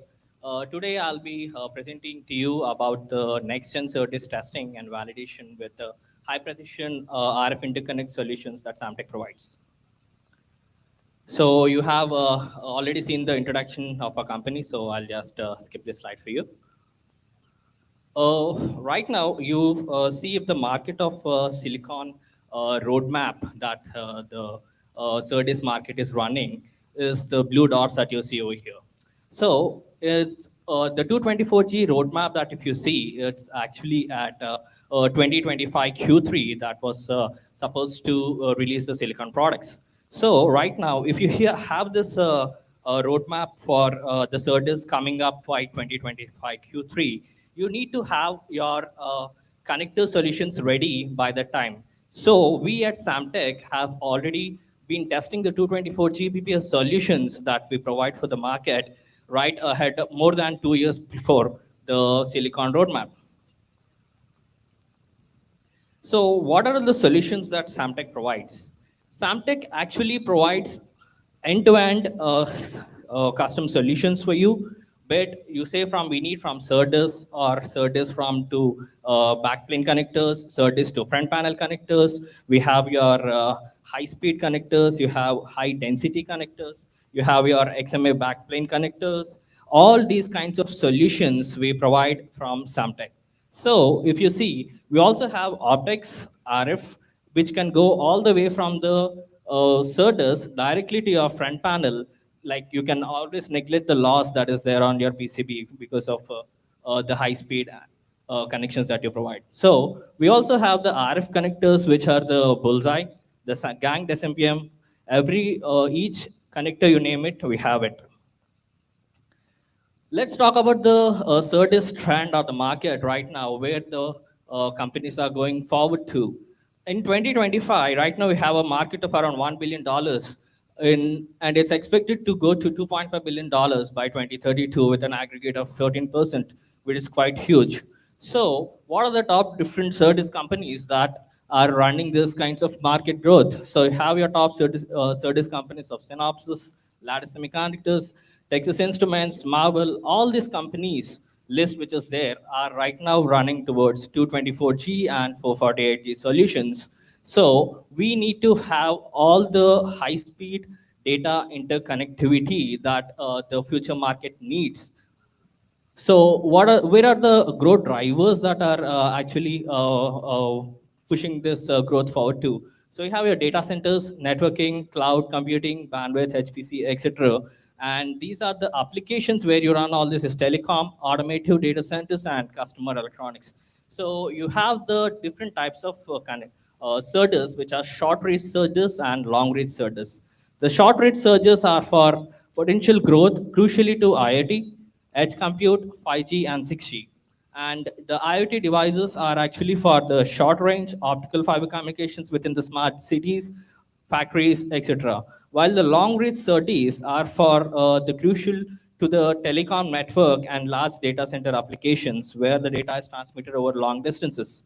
And when you talk about the high speed and the 112 Gbps to 224 Gbps lane, we need to also talk or consider the signal integrity into your applications, because if you have a particular higher frequency, right now we are using NRZ as a solution, but right now we are going from NRZ to PAM4 because in NRZ you send 0 and 1, while in PAM4 you send 0, 0, 0, 1, 1, 1, and 1, 0 in that particular request frequency.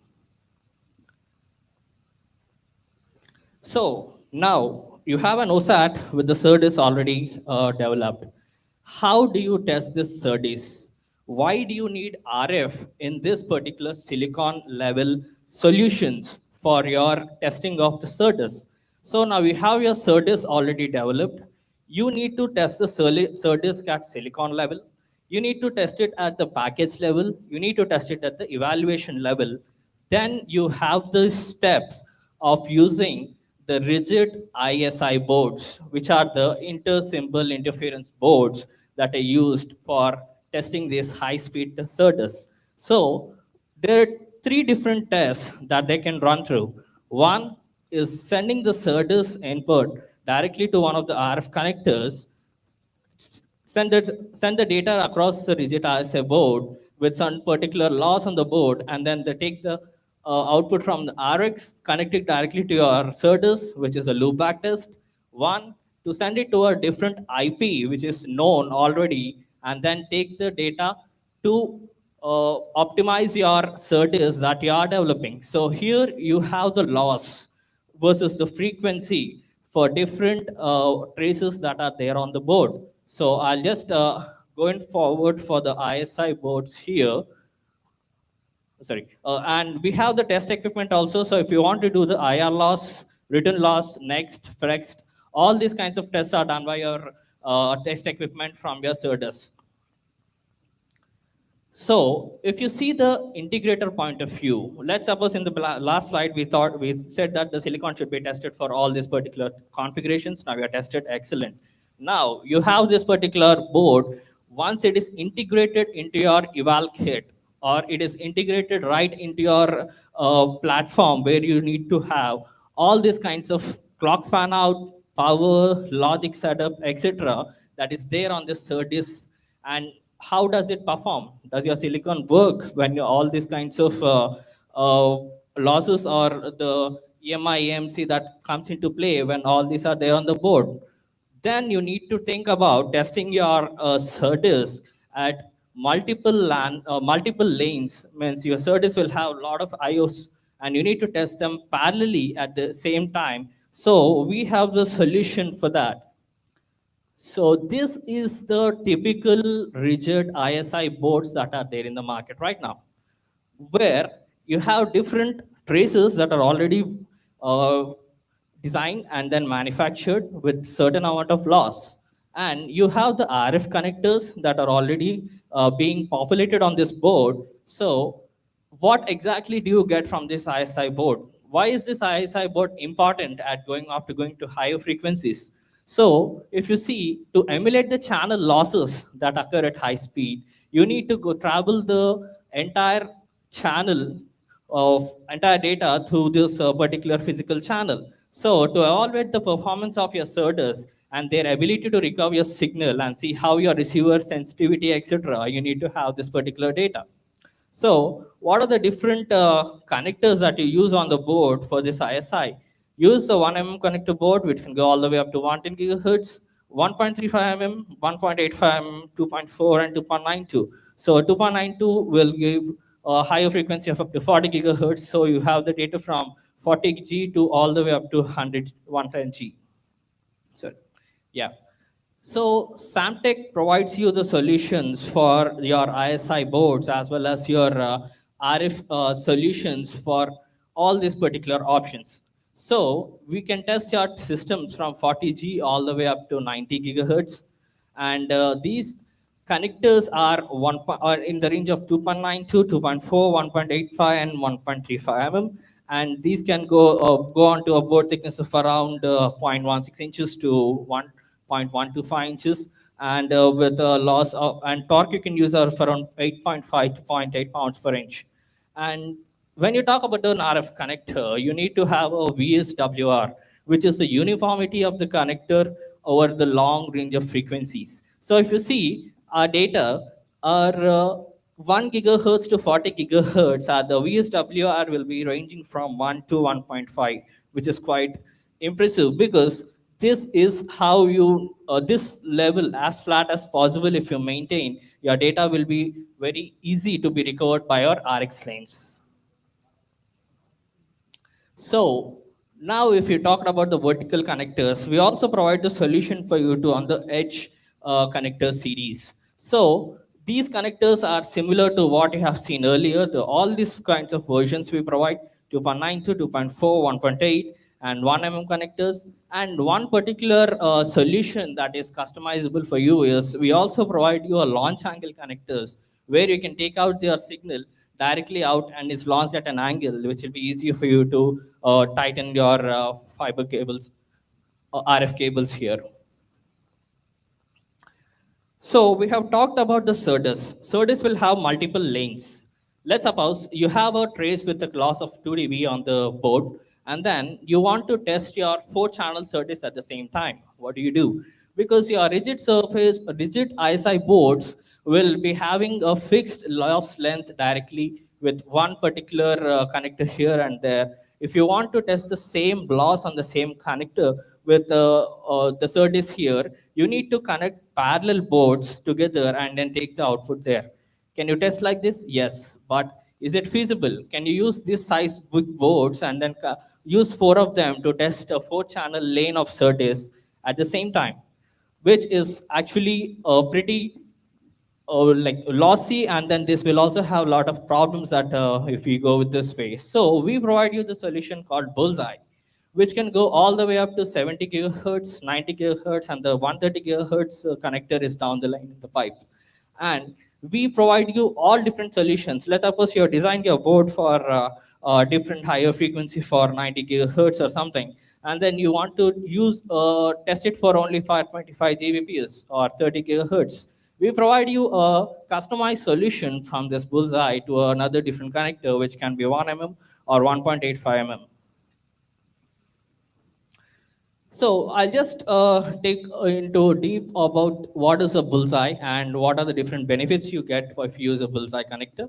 So if you see, this high density connector will be used with very minimum space. So it provides you best space saving design that are enabled for smaller evaluation boards, and you'll have a shorter trace length. So if you see, this is a typical SMA to SerDes connector board. You can see how big the board is. If you use the same kinds of channels, for our particular bullseye connector, you can see the size of the reduction in the board. So this is the amount of board saving, and also your loss that you can see will be very less if you use a bullseye connector.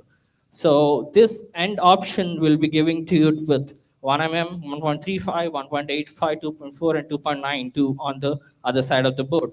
So what exactly you can do with this particular solutions that you have? You can use them in any of your 5G networks, variety high density performance channels that you need, the CDR applications, and microwave radar systems, etc. will be your application for this bullseye. Okay, now we are talking about bullseye. Let's suppose you have a board with 2.5 dB loss, which is fixed. And then this trace will be around like higher losses. If you have a rigid ISI loss ladder here, you need to test, let's suppose if your SerDes wants to be tested, or it's need to be tested and you want to verify at 2.5 dB loss. How do you do that? We provide a solution for you on an option called cable trimming. So if you use the bullseye on our particular development kit, if this loss is around 2.5 dB, 2 dB, and then this, if you want to test it at 2.5 dB, we will provide you the solution for that. So if you see the ladder, we can also go into in deep like 2.25 dB, 2.35 dB via different various RF cable connector, which is RF86, LL110, RF47. So these are different particular cable variety options that we provide for different frequencies, and you can use those kinds of cables for these kinds of loss levels that you need. So if you see, one of the interesting thing that about this connectors and the the RF cables is this particular loss levels. If you see, you can see very minute difference between the loss in these cables. So these are very ideal for your solution at this particular differential pair loss that you require. So we have developed the ISI boards, which are parallel ISI boards, where you can test 8 single-ended signals or 4 differential signals at the same time. So you have your 12 different lengths, 1, 2, 3, 4, 5, 6, 7, 8, 9, 10 on the top, and then the red ones are the 2 S bands on the bottom, and the other one for the characterization purpose. So if you use the bullseye here, and then you have a SerDes, you connect your bullseye, you can test all 4 different independent differential pairs at the same time, and then you can either do a loopback, you can test it with your test kit, or any other kit that is right now there, and these will work all the way up to 112 Gbps. Now we have another version, which is the 90 GHz bullseye, where this board will also provide you with 11 different lengths and 8 different channels, and you can test 8 independent single-ended and 4 differential pairs here, and then you have 11 different lengths, 2 for long reach and the other for the short reach. So if you see the losses that are there on the board, what is the Nyquist rate that is required to test the 448G or the 228G or your 112G Gbps solutions? So we are the first in the world to talk about the 448G PAM6 Nyquist solutions, where we have already been testing these ISI boards at this particular Nyquist frequency. So if we use our BE70, which is the 70 GHz bullseye version, we have got a loss of around minus 26.5 dB at 86.5 GHz, which is the Nyquist that is required for 448G PAM6 solutions. While if you see our BE90, you can have another minus 20 dB loss at the same frequency. So we have this particular table which explains you about what are the different losses that are there on your board with different particular trace lengths of the PCB with a fixed cable length. So if you see, if you use a BE70, which is a 70 GHz ISI board with the bullseye, you get a loss of around 2.9 dB to 31.9 dB with the trace lengths of around 25 mm to 575 mm. It's the same thing, if you test it at 56 GHz, you have a loss of around 5.4 to 58 for the same trace lenses that you see. So we actually also tested our B90 ISI DUT for 40 to 442 trace lens, and we have the losses which we have around 6.6 dB to 30 dB, 9.8 dB to 44.8 dB. So you can see We are already testing the 86 gigahertz, which is required for 448 PAM6 solutions. So what is the summary of the bullseye and what exactly we are doing at Samtec for enabling these kinds of higher solutions? So for this semiconductor market, it is not official, but we are already testing our 448 Gbps PAM6 solutions with a Nyquist rate of around 86.7 gigahertz, and the optics for 448 Gbps, which requires a Nyquist of 112 gigahertz.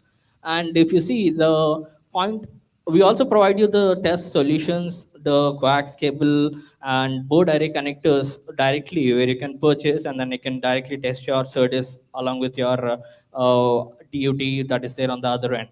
So this is highly configurable and you can scale it to multi-lane SerDes characterization systems.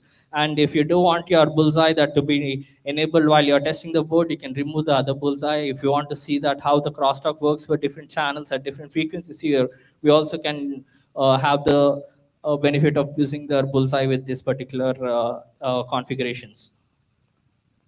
So we are all talking about this 228, 448G solutions, but do we provide the signal integrity or your board layout design guidelines for your these connectors? Yes. We have this all-round support from Globe where like SI integrity experts are already sitting, and then we'll provide you with whatever the data that you required for your connectors, etc. And then we'll offer the solutions for you here. So yeah, thank you. Thank you so much.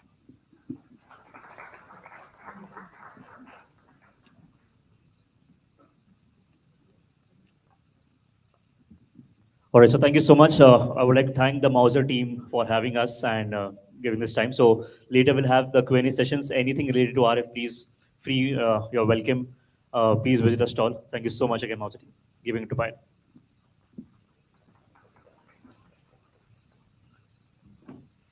Thank you so much, Mr. Kumar and Ashutosh. Okay, as for the last session of the day, let's welcome Mr. Samir from Silicon Labs to the stage. Thank you.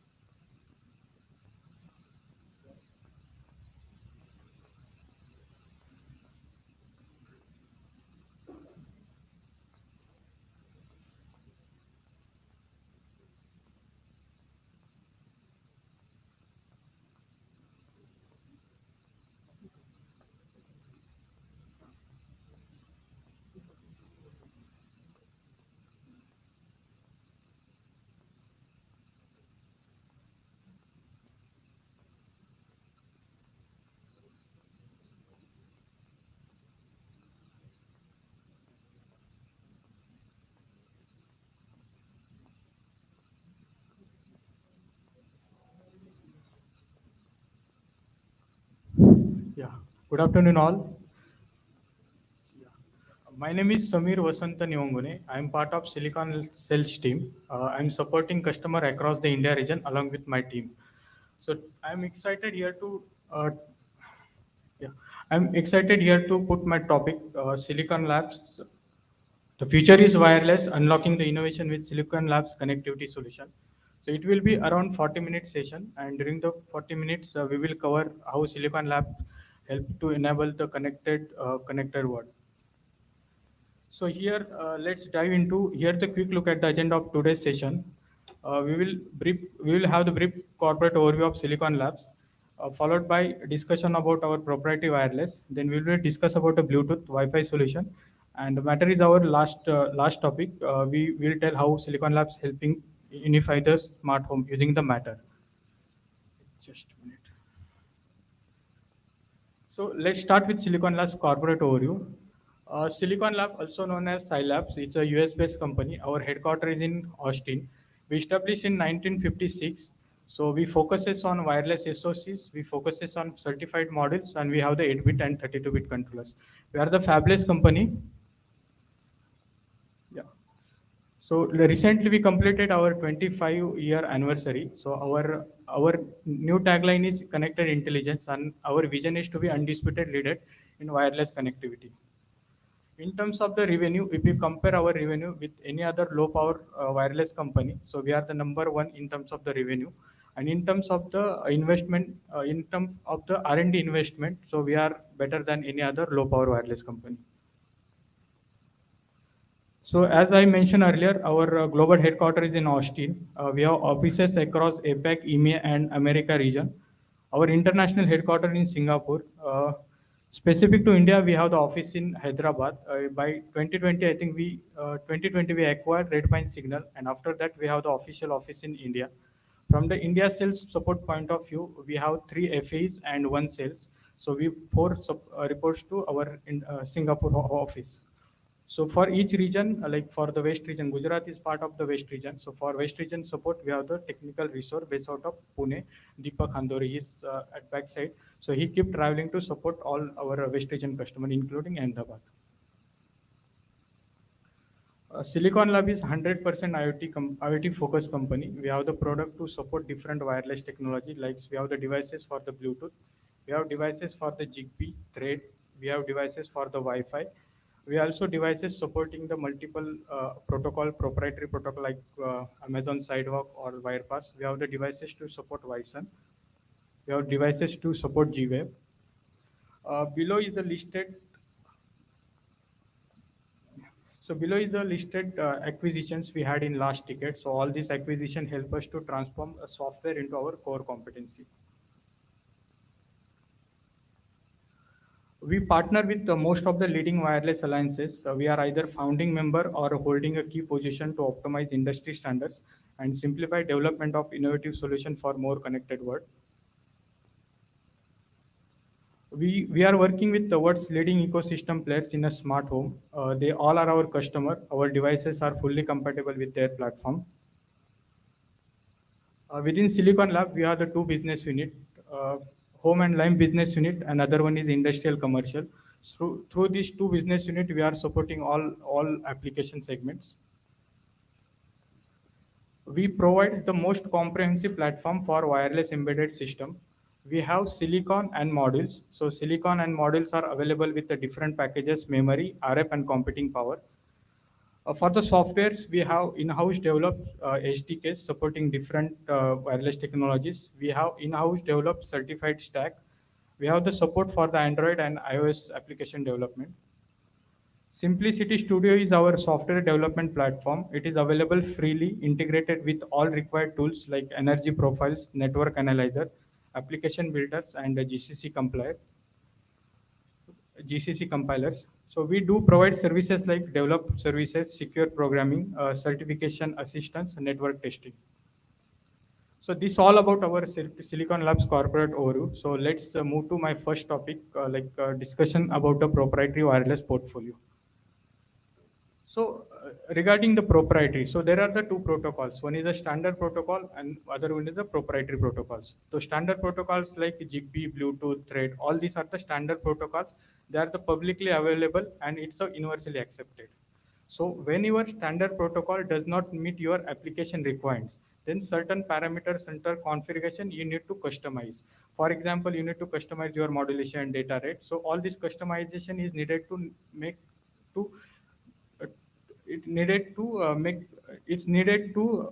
fulfill your application requirement. So when you customize this parameter, then it's become the proprietary protocol. So as a Silicon Lab, we have the solution for both the proprietary as well as standard protocol. So these proprietary protocol are mostly a single vendor, whereas these standard protocols are like it's publicly available.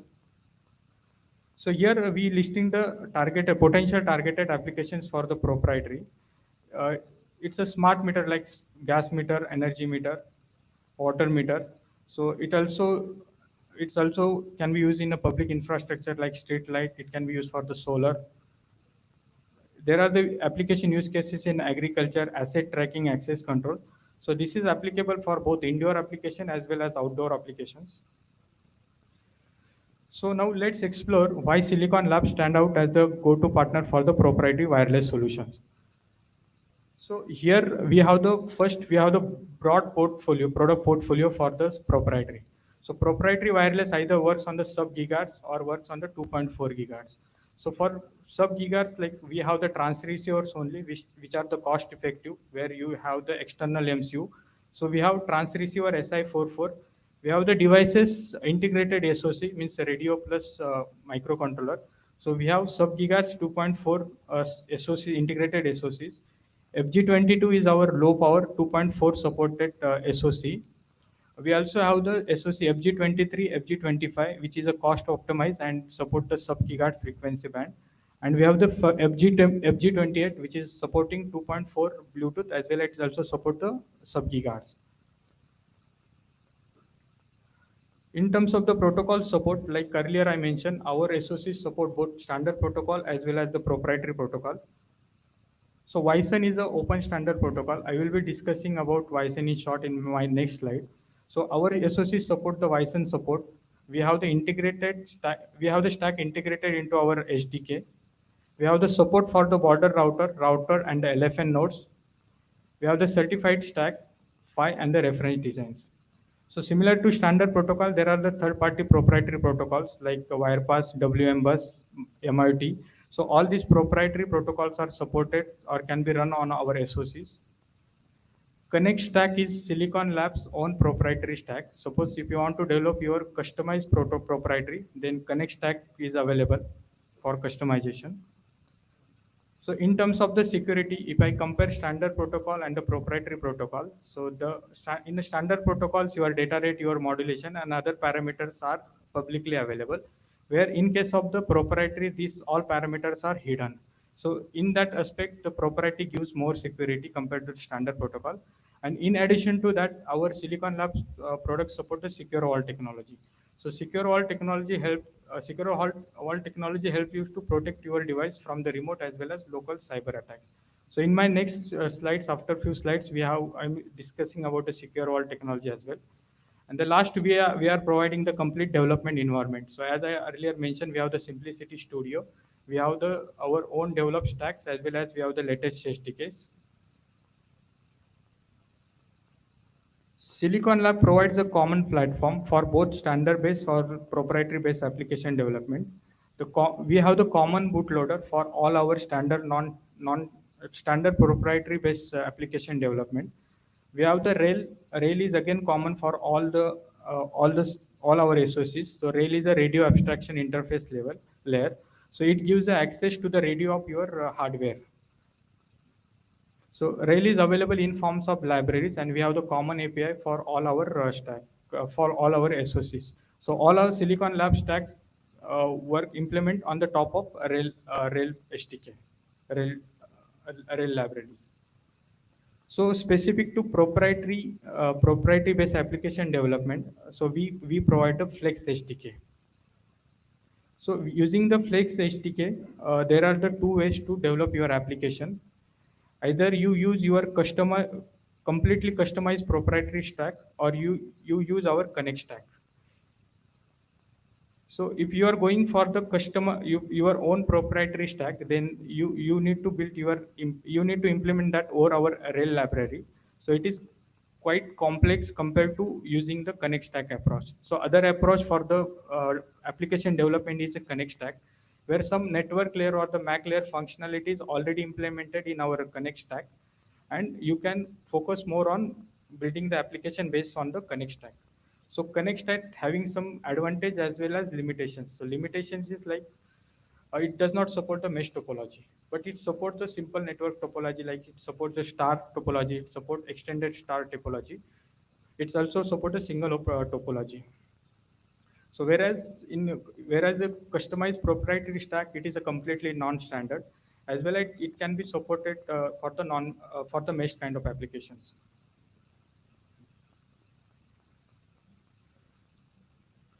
So in the meantime, if you have any question, you can just note down.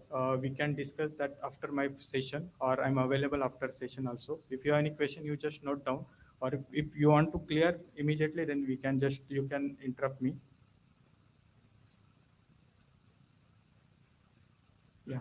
So Flex SDK, as I mentioned, this is a SDK provided for the proprietary-based application. So most point I already covered in my previous slide. Then connect networking stack. This is Silicon Labs proprietary stack. So Mac layer or maybe physical layer functionality is already implemented in networking stack. So it includes like scanning, network forming, joining, CSMA, CA, best Mac security. So all these are already implemented in our stack. So you need not to invest your time for that kind of development, and you can directly start working on your application. So this connect networking stack works implemented over the Rail libraries. Here I listed protocols and the modulation supported by our proprietary wireless. So here we have some standard protocol like Bluetooth or the Wi-Fi supported by our chipset. We also have third-party proprietary like wireless MIOT or Connect Silicon Labs proprietary that Amazon side of. So all this proprietary also works on our chipset. We also support different modulations. We have the support for the FSK, ASK, QPSK. So next is I will talk about a WISN. So WISN stands for the Wireless Smart Ubiquitous Network Field Area Network. The physical layer and MAC layer are defined in IEEE 802.15.4 G and E. The WISN Alliances manages the promotion, certification, interoperability of the WISN devices. So WISN can work in both star topology as well as mesh topology. It supports self-forming and self-healing. So self-forming means it is very easy to add new node in your existing network without much configuration need. And it also supports the self-healing. Suppose if any existing node fails, then it is automatically reroute through adjacent nodes. So it's also support the self-healing. Though Wi-Fi mostly works on both sub-gigahertz as well as 2.4. So sub-gigahertz implementation is a dominant, and it supports FSK and OFDM modulation. So with FSK, it supports a data rate up to 300 kbps, and in case of OFDM, it supports data rate 2.4 mbps. Here in figure, I shown the Wi-Fi architecture. So basically, it has the three components. The green one mentioned here is the LFN, that is a limited function node. The red one is a router node, and this one is a border router. So these are the three main components. So this LFN is like your sensor node. Mostly it is a battery operated, which is connected to your router node. So router node is like for the upward download of the packets, and the border router which forms the network and it gives the connectivity to your WAN backhaul. From Silicon Labs, we have FG12. This is our Series 1 SoC. We have FG25, FG28. These chipsets are supporting the Wi-Fi. So along with our chipset, we are also working closely with a few of our IDH partners. System level solution, Mr. Lalit is already there. So they are our IDH partner. They already developed our chipset based Wi-Fi module. So they are one of few who already implemented and deployed the network based on the Wi-Fi. I think smart metering, street light, this kind of application, over 5,000 nodes they already installed. So if you are interested, maybe they put some modules and some designs like Zigbee model based on Silicon Labs on our booth. So Lalit is from SLS. If you have any requirement or if you want to discuss, he is available for discussion. Yeah. So that's it about our proprietary portfolio. Just to recap, we have in a proprietary, we have the devices supporting both proprietary as well as standard protocols. And like if I talk about our success in India, you all heard about the smart metering, Indian smart metering. There are a lot of tenders are there. And currently from the connectivity, there either the cellular technology or the RF technology. On the RF side, the current implementation is mostly on the WirePass proprietary. And we are very proud to say that we contributed significantly to enable the Indian smart market. This WirePass, almost 80 to 90% implementation is on our chipset FG23. So almost 6 to 8 million implementation already done, and we are working very closely with all the smart metering customer to enable other requirements. So let's move to my next topic, Bluetooth. So for the Bluetooth, Silicon Lab offers both Silicon Labs provides the complete and the robust products. So we have the development boards for the Bluetooth. We have the ICs and modules. These ICs and modules again available with the different packages. We also have the certified modules. For the Bluetooth, we have our in-house developed stack, which is a certified. It is already certified. We have the Simplicity Studio, our software development platform for the Bluetooth-based development. It is integrated with different tools like it has the GAT configurator, NCP commander, network analyzer, energy profiler. We provide the application. We provide the source code. We provide the reference code for the mobile application development, Android and both iOS. And we also have the reliability testing and IOP testing reports internally. So in 2015, we ship our first Bluetooth, and from 2015 to 2024, we deploy more than 1 billion BLE-based devices. So just short recap, as I mentioned, we have both SoCs module for the Bluetooth. We have the Bluetooth devices supporting both mesh and non-mesh applications. We have devices with output power supporting up to 20 dBm. We have devices supporting low active and the sleep current for the longer battery life. Our SoCs support the flexible architecture, so our Bluetooth can be work as a MCU plus radio, or it can be used as a radio with your existing microcontroller. And as mentioned earlier, our devices support the secure all technology. We have the Bluetooth devices with AI ML support also. So here I listed the portfolio of SoCs and modules. So we have the BG22. We have within this series we have the multiple part numbers. So BG22 is our entry level SoC. It is available with up to 512 KB RAM, 512 KB flash. BG27 is our most battery versatile SoC. So it is integrated with DC-DC. It is also having the Coulomb counter for a battery level tracking. BG21 SoC we recommend it for the for line power application. So maybe it can be used for lighting applications or the gateway kind of application. We have BG24 SoC. So BG24 SoC is our SoC which is supporting our latest stack Bluetooth 6.0. It also support AI ML and it also support a channel sounding. So for the channel sounding which is introduced with BLE 6.0, so we have the BG22, we have the BG24 for support. BG26 is our latest SoC and it is the most upgraded SoC. It is available with flash up to 3 MB and the RAM of 512 KB. Yeah. So let me introduce our new SoC BG22L. So BG22L is a light version of BG22. I earlier mentioned that BG22 is for the entry level application, but there are some application cost sensitive applications where just Bluetooth connectivity is needed. Then we generally recommend BG22 as a low cost option. For the entry, for any content like 1K, our entry level price is around 75 cents, and we can work out on the pricing based on the volume and other applications and all details.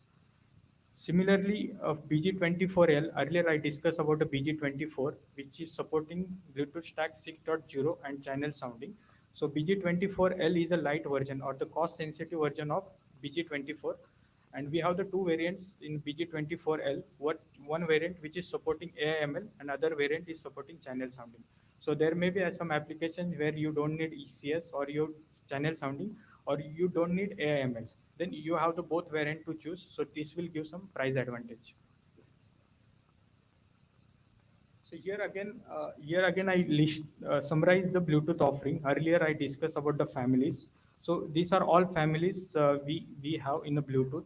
So within this family, there are the multiple part number based on the memory requirement, GPIOs, package and all. The key points to highlight here, the first our Bluetooth SoC supports multi-core architecture. So first we have the separate core for the radio, we have the separate core for the application, and there are some SoCs that there we have the separate core for the security. So that is first advantage. Other advantage is like secure vault technology supported by our SoCs. So it is available in base, mid or the high variant. Other BG22 and BG24, that SoCs are available in AC grade. So if you have the requirement for some AC Q100 application or the automotive application like TPMS, so we have the BG22 and the BG24 available in AC grade. BG24, as I earlier mentioned, it is supporting the channel sounding, and it is our first SoC supporting AI and ML capability. There are some applications where the like you need the ultra, you need the small size SoC like wearable applications, maybe a smartwatch or the smart ring application. Then we have the SoCs supporting WCLSP package also. So BG27, which is 2.3 into 2.6 WCLSP package, and this BG29. So these two SoCs we generally recommend for the some medical portable application or the smart wearable kind of application where the space is a constraint.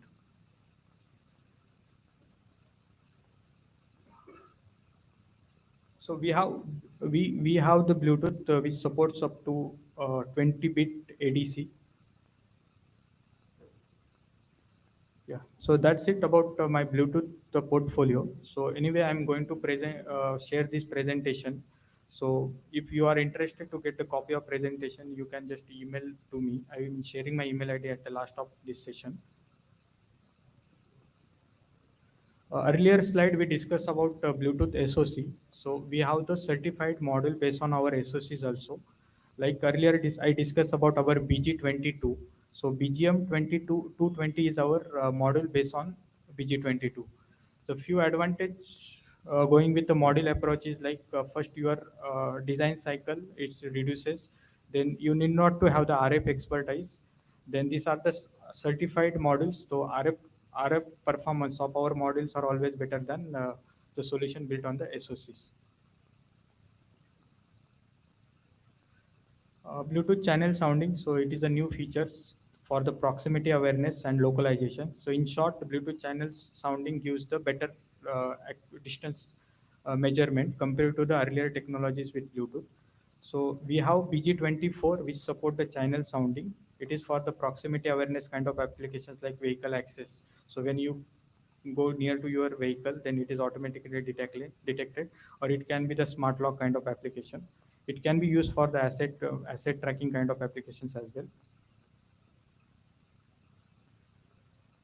So with BG22, we estimated that with CR2032, the battery can withstand up to 5 years. And with CR2354, battery can withstand up to 10 years. Here we assume that the data is transferred every 2 seconds, and we are using 2M5 and the data transmitting 10 bytes per packet. Next, secure vault. Earlier mentioned, our SoCs support secure vault technology. So basically, secure vault is to protect your device from the local as well as remote cyber attacks. We listed all the features supported by our SoC under a secure vault.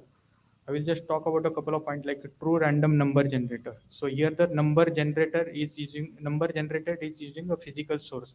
So it can be your atmosphere, your temperature, humidity, your noise. So the number is generated using these parameters. So whatever the number is generated, it is a truly in random. Second, we also provide two level of authentication. So first level of authentication happens at the application core, at a secure core, and second at the application core. So these two level authentications provide the robust security. So this is one of our unique point over our competition, supporting on the security features. The IoT security is one of the critical aspect nowadays. You see, whenever any war happens or something like that, the first targeted attack is on a connected infrastructure. So security is becoming more and more important.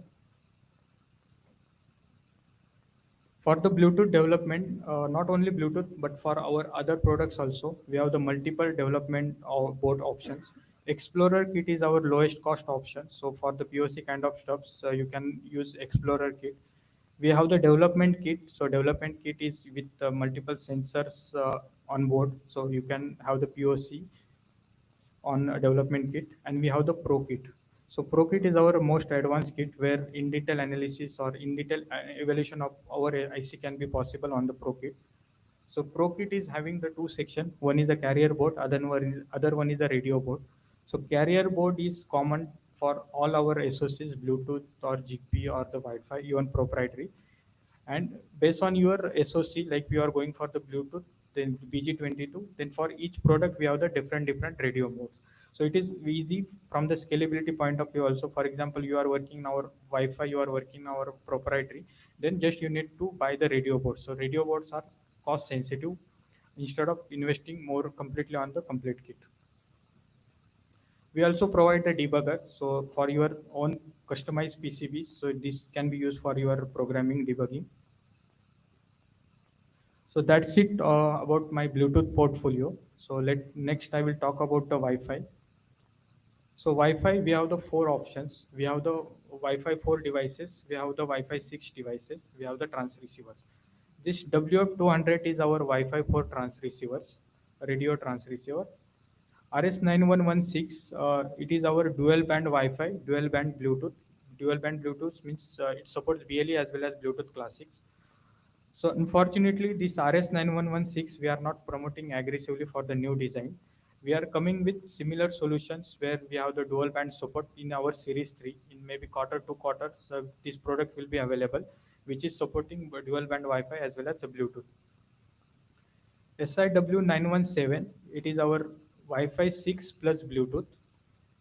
So for any new designs or the Wi-Fi requirement, we suggest SIX917, which is available in IC format as well as module format. S915 is for the line power application. 917 is for the battery power application.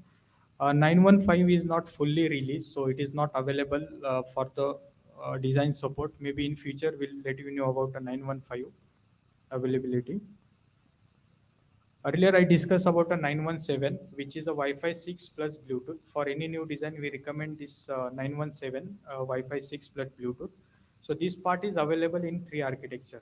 So it can be work as a radio coprocessor, it can be work as a network coprocessor, it can be work as a MCU. So in a network coprocessor, if you have the Linux-based system where you just need the Wi-Fi connectivity, then you can use this variant, radio coprocessor.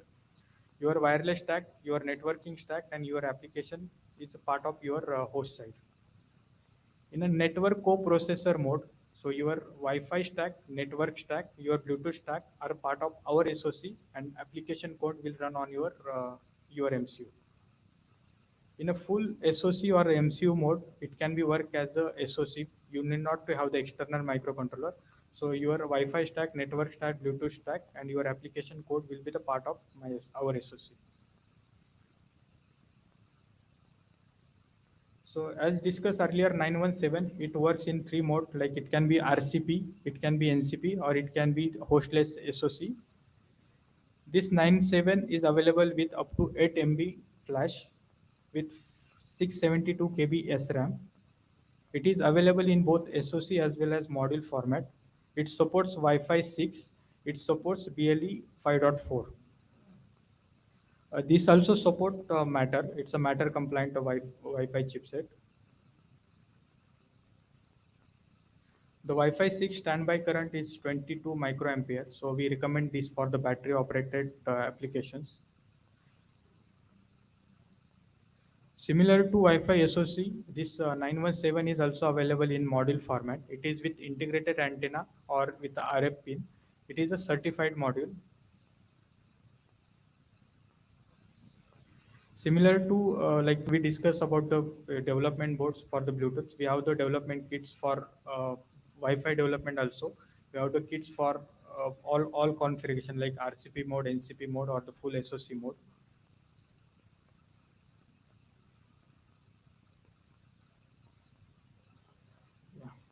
So that's it about my Wi-Fi portfolio. So last topic is like a Matter. So Matter is a standard for the smart home. So it ensures the interoperability within the multiple wireless ecosystem. So it is driven by the Google, Amazon, or Samsung. So it's based on the Internet Protocol V6. It has the native support for the Wi-Fi as well as Thread. It uses the Bluetooth for the commissioning. And for like if you have the devices apart from the Wi-Fi thread, then like a Zigbee or G-Wave, then you need to have the bridge to bring that nodes into a Matter network.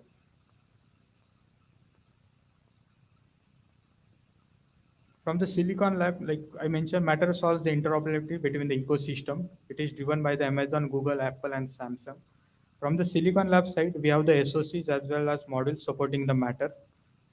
We have this pre-certified software and the sample applications for the Matter development.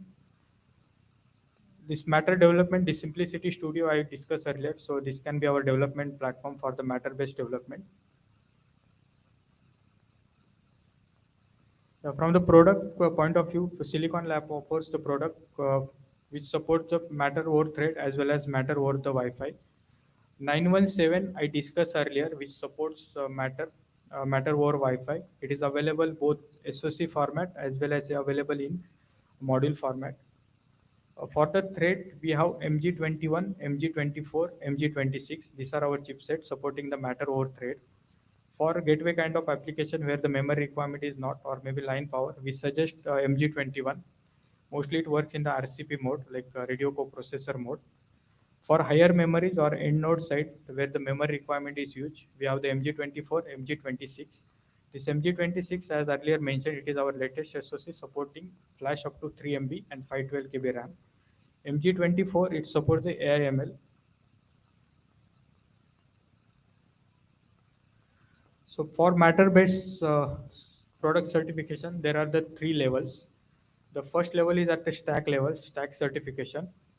So matter involves like Wi-Fi, Bluetooth, and the thread. So this stack you are going to use, that should be the certified stack.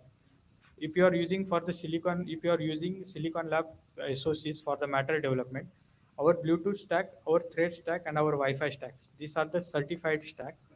Bluetooth stack and thread stack, these are the certified and inheritable. So you need not, for the matter certification, you need not to recertify Bluetooth and the thread protocol. So you can use our certification while you doing the matter end product matter certification.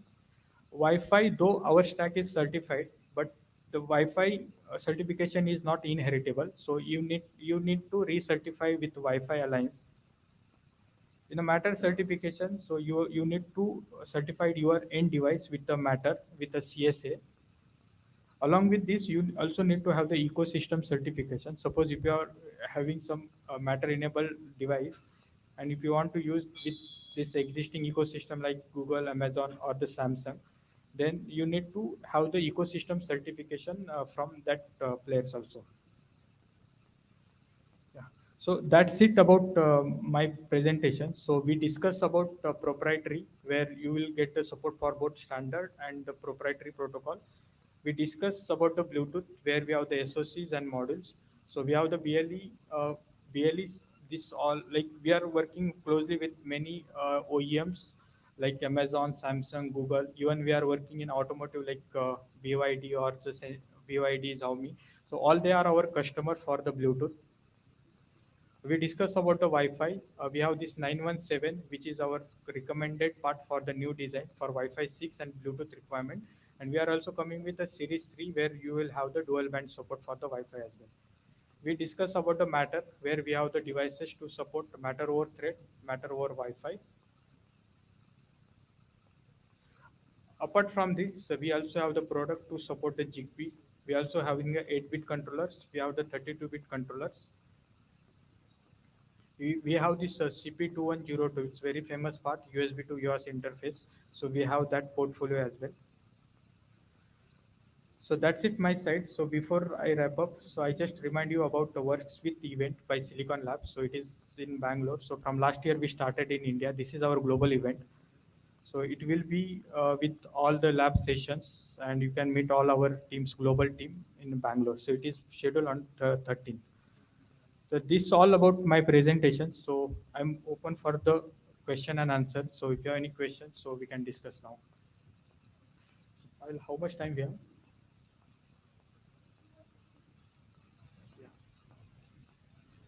So let me know if you have any question.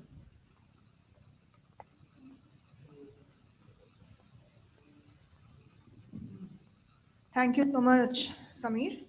So now we have come to the end of today's presentations. I would like to invite Mr. Rushabh, Mr. Ashoka, Mr. Ashutosh, Mr. Sushil, and Mr. Samir on the stage, please.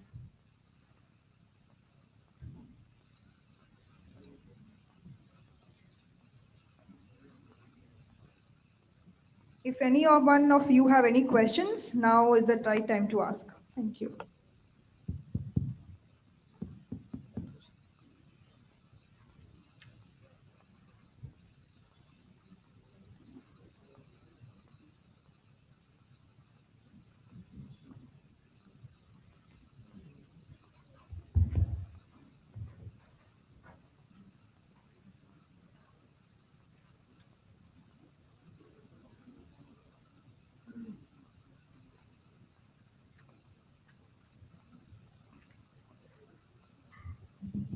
If anybody has any questions, please raise your hand.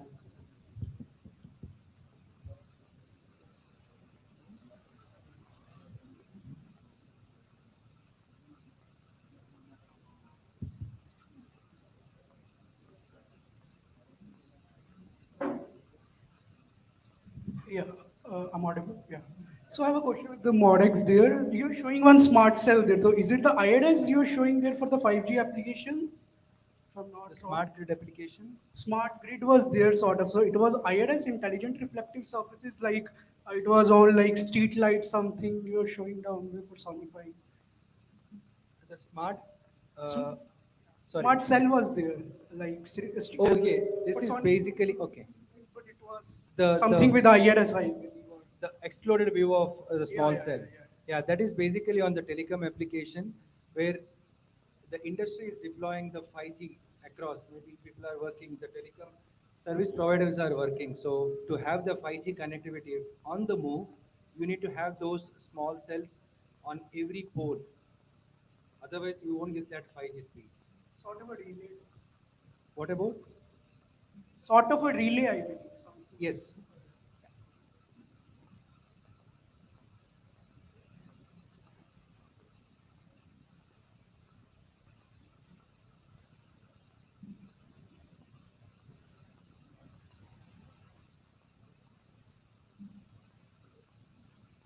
So I have a question to Silicon Lab. So as you said, BG24 support the AML feature. So can you just explain me one of the use case how that BG24 means AML can be used? Am I audible? Yeah. So when we say that our SoC support AIML, then we have that hardware accelerator part of our SoC. And if you are asking me about some use cases, like it can be your voice, AIML. Maybe there are some sensor applications where I need to check on the exact use case. Deepak, you have an idea on.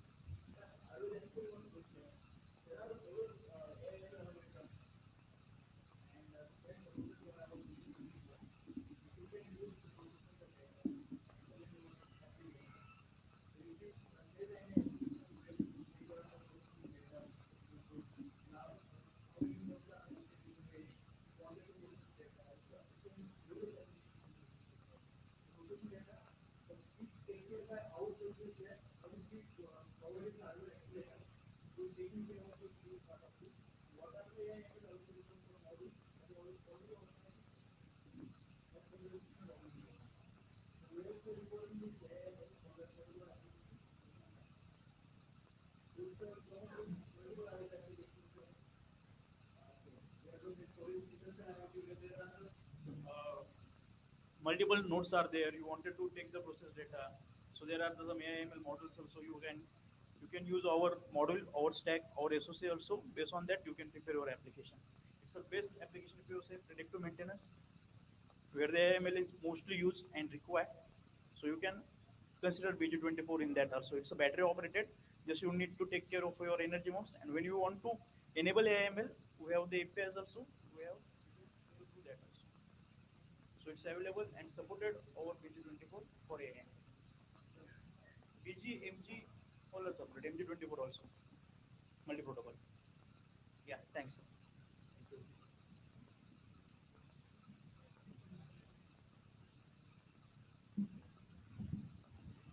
Thank you for wonderful session. Special thanks to Vrushab ji for putting light on new possibility. Through energy harvesting sensors, we can, without battery also, the sensors can send the data. So we are an IoT company, we manufacture device and using DSP devices. So here, one question to Rushabh ji. Okay, regarding the energy harvesting sensors, can you suggest a few sensors, those you already tested and deployed in a field which is running?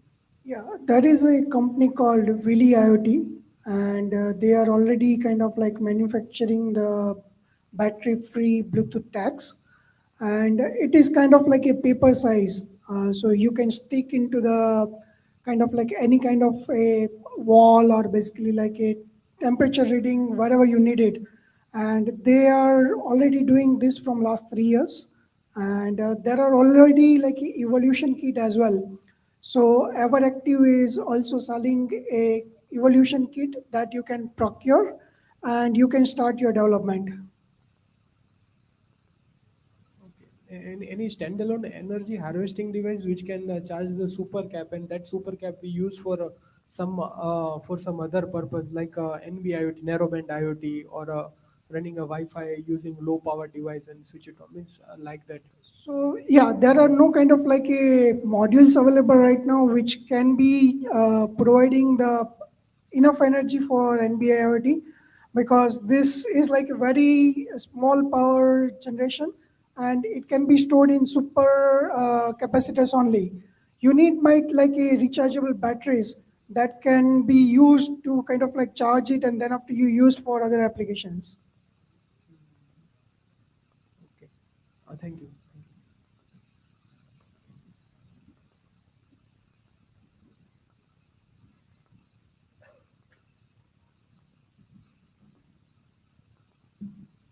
Hello. My question is to Mr. Rishabh sir. My question is regarding the application side.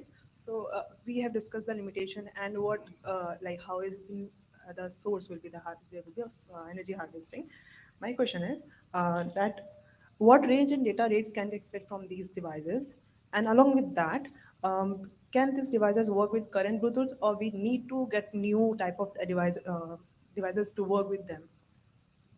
So these devices typically range between 10 meters to 20 meters. And mostly if you see the use cases like the healthcare, the devices will be attached to your body and you need to get the data in your phone. So the range is very limited. And you can use like an existing Bluetooth modules. You just need like a smart kind of like a firmware, and basically like you need a super capacitors to store those energies, and the firmware should be enough to kind of like wake up the devices, and like it should go into a like a sleep mode as they are done with their work. So yes, existing Bluetooth modules you can use it. You just need like a smart hardware design and the smart firmware, that's it. Along that same question, you said there is medical use, and you also said in the presentation that it is used in agriculture purpose as well.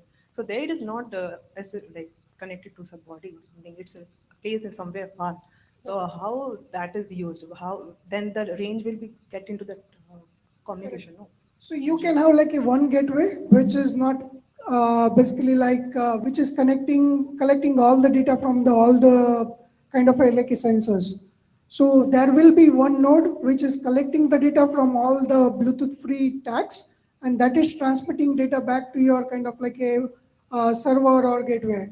So we need like a one gateway which is collecting all the data from the nearby Bluetooth tags. Thank you, sir.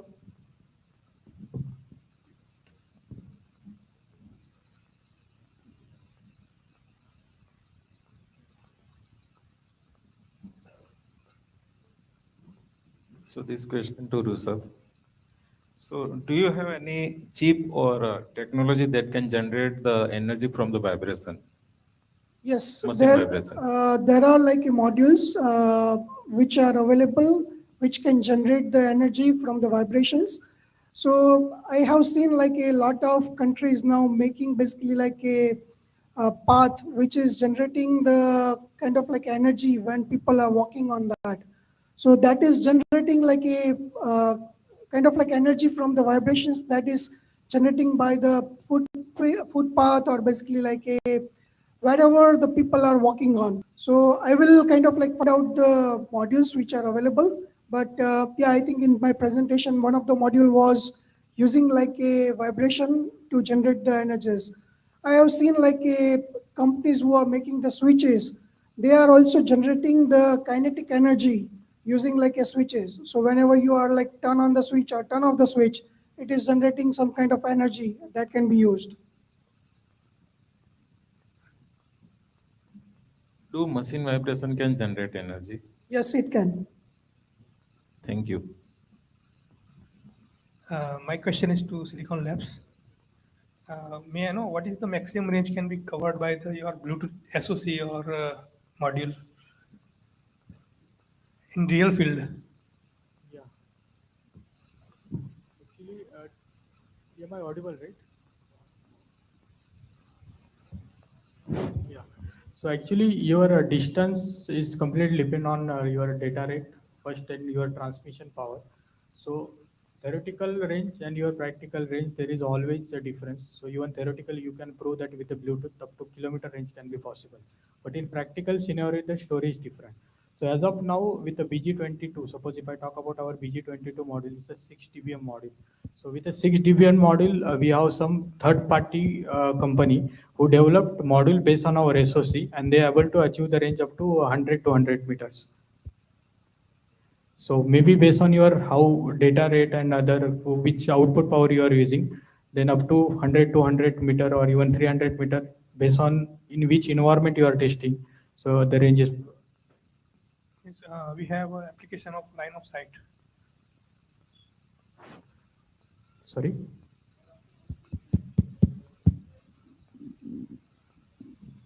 You have it at figure, right?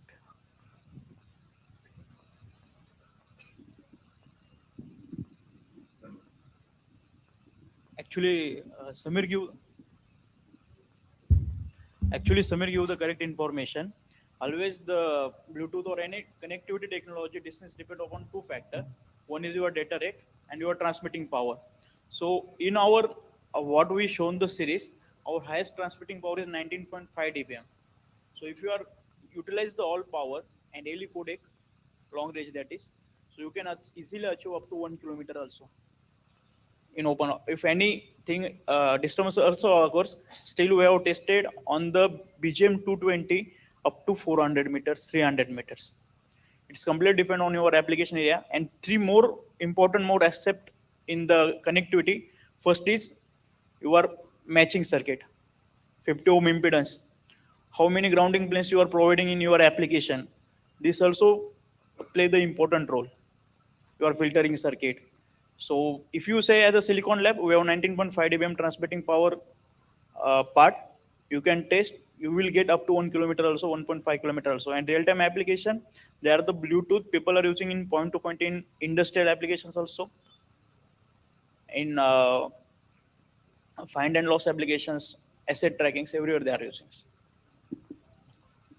So most of the application for the long range is line power. That's it. It also supports the mesh network. Yes, we have supported the Bluetooth mesh technology. The corrected part is BG21 and BG24. We are our own mesh stack, which is certified. So you can use in mesh also. BG21 and BG24, these are the two parts. AFR32, BG21, AFR32, BG24. What is maximum device is connected with the So mesh? if you say as per our as per our stack, we can say 512 device you can connect it. 500 devices you can easily connect it.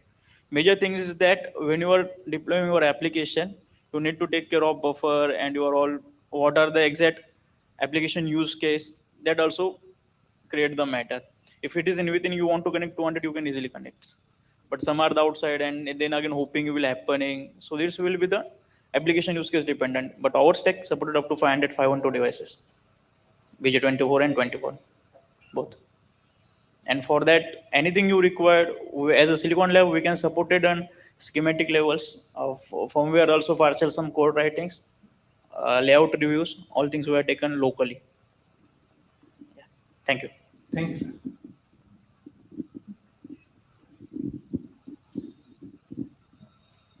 Yeah, hi.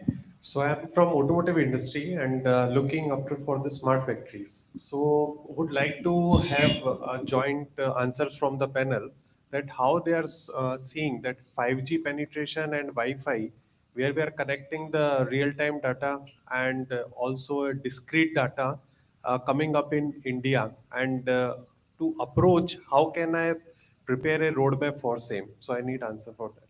Thank you. Can you come again? You mentioned automotive. I'm into automotive industry where we have lot of automotive. We are into the manufacturing of bearing cages. So we have different machine sets like CNC, PLC, utilities. So all combination is there. So we are completely relying on LAN connectivity today, and somehow the APs, the Wi-Fi APs are there. But that doesn't suffice the purpose, and it is a very costly affair if I have to connect 1,000 or 2,000 machines. So in the current scenario, what I see, the technology is going really beyond. 5G is also coming, the 6G is also coming. So coming out from optical and this LAN connectivity, how can I plan a roadmap to become a smart factory where I need not require any wires, everything is connected through wireless? So that is where I need the expert advice from you. Yeah, so one point like I can mention about, yeah, so if I talk about a smart factory where you wanted to eliminate all your existing wire, so maybe based on, I'm not sure what kind of data you are collecting from your It's machines. real-time data, and almost I need 100 Mbps connectivity seamlessly for real-time data, and for other data, I need around 1 Mbps connectivity. Okay, so you are transferring something like video kind of data where you need that like No, bandwidth. machine parameters basically, like I'm getting the temperature, pressure, and humidity data, and cycle times data, how much energy is being consumed by a single Okay. part. So if these are the data parameter, what I understand, like your data requirement may be in kilobytes, right? So for the kilobyte database data transfer, so there are various wireless technologies. Even we discuss about the Bluetooth, we discuss about even Wi-Fi, right? So this even for the Zigbee, right? So this all wireless connectivity can be implemented. So it may be like a mesh topology or the stars topology you can place where you will have some central router or the gateway where the data are collected, and you are giving some 5G or the 4G connectivity to transfer data to your cloud. So that kind of implementation can be possible, and it is a mainly it's happening many places where this in a part of the smart factory where they are eliminating your all wires and collecting the information over the wireless node. So I think we can evaluate one of that technology based on the working environment. But yes, whatever the technology, low power technology I discussed during my presentation, it can be implemented. Okay, Yeah. definitely. So we'll be requiring your support to find the right partners who can help us. Yeah, definitely. So you mentioned how many maximum nodes in a factory?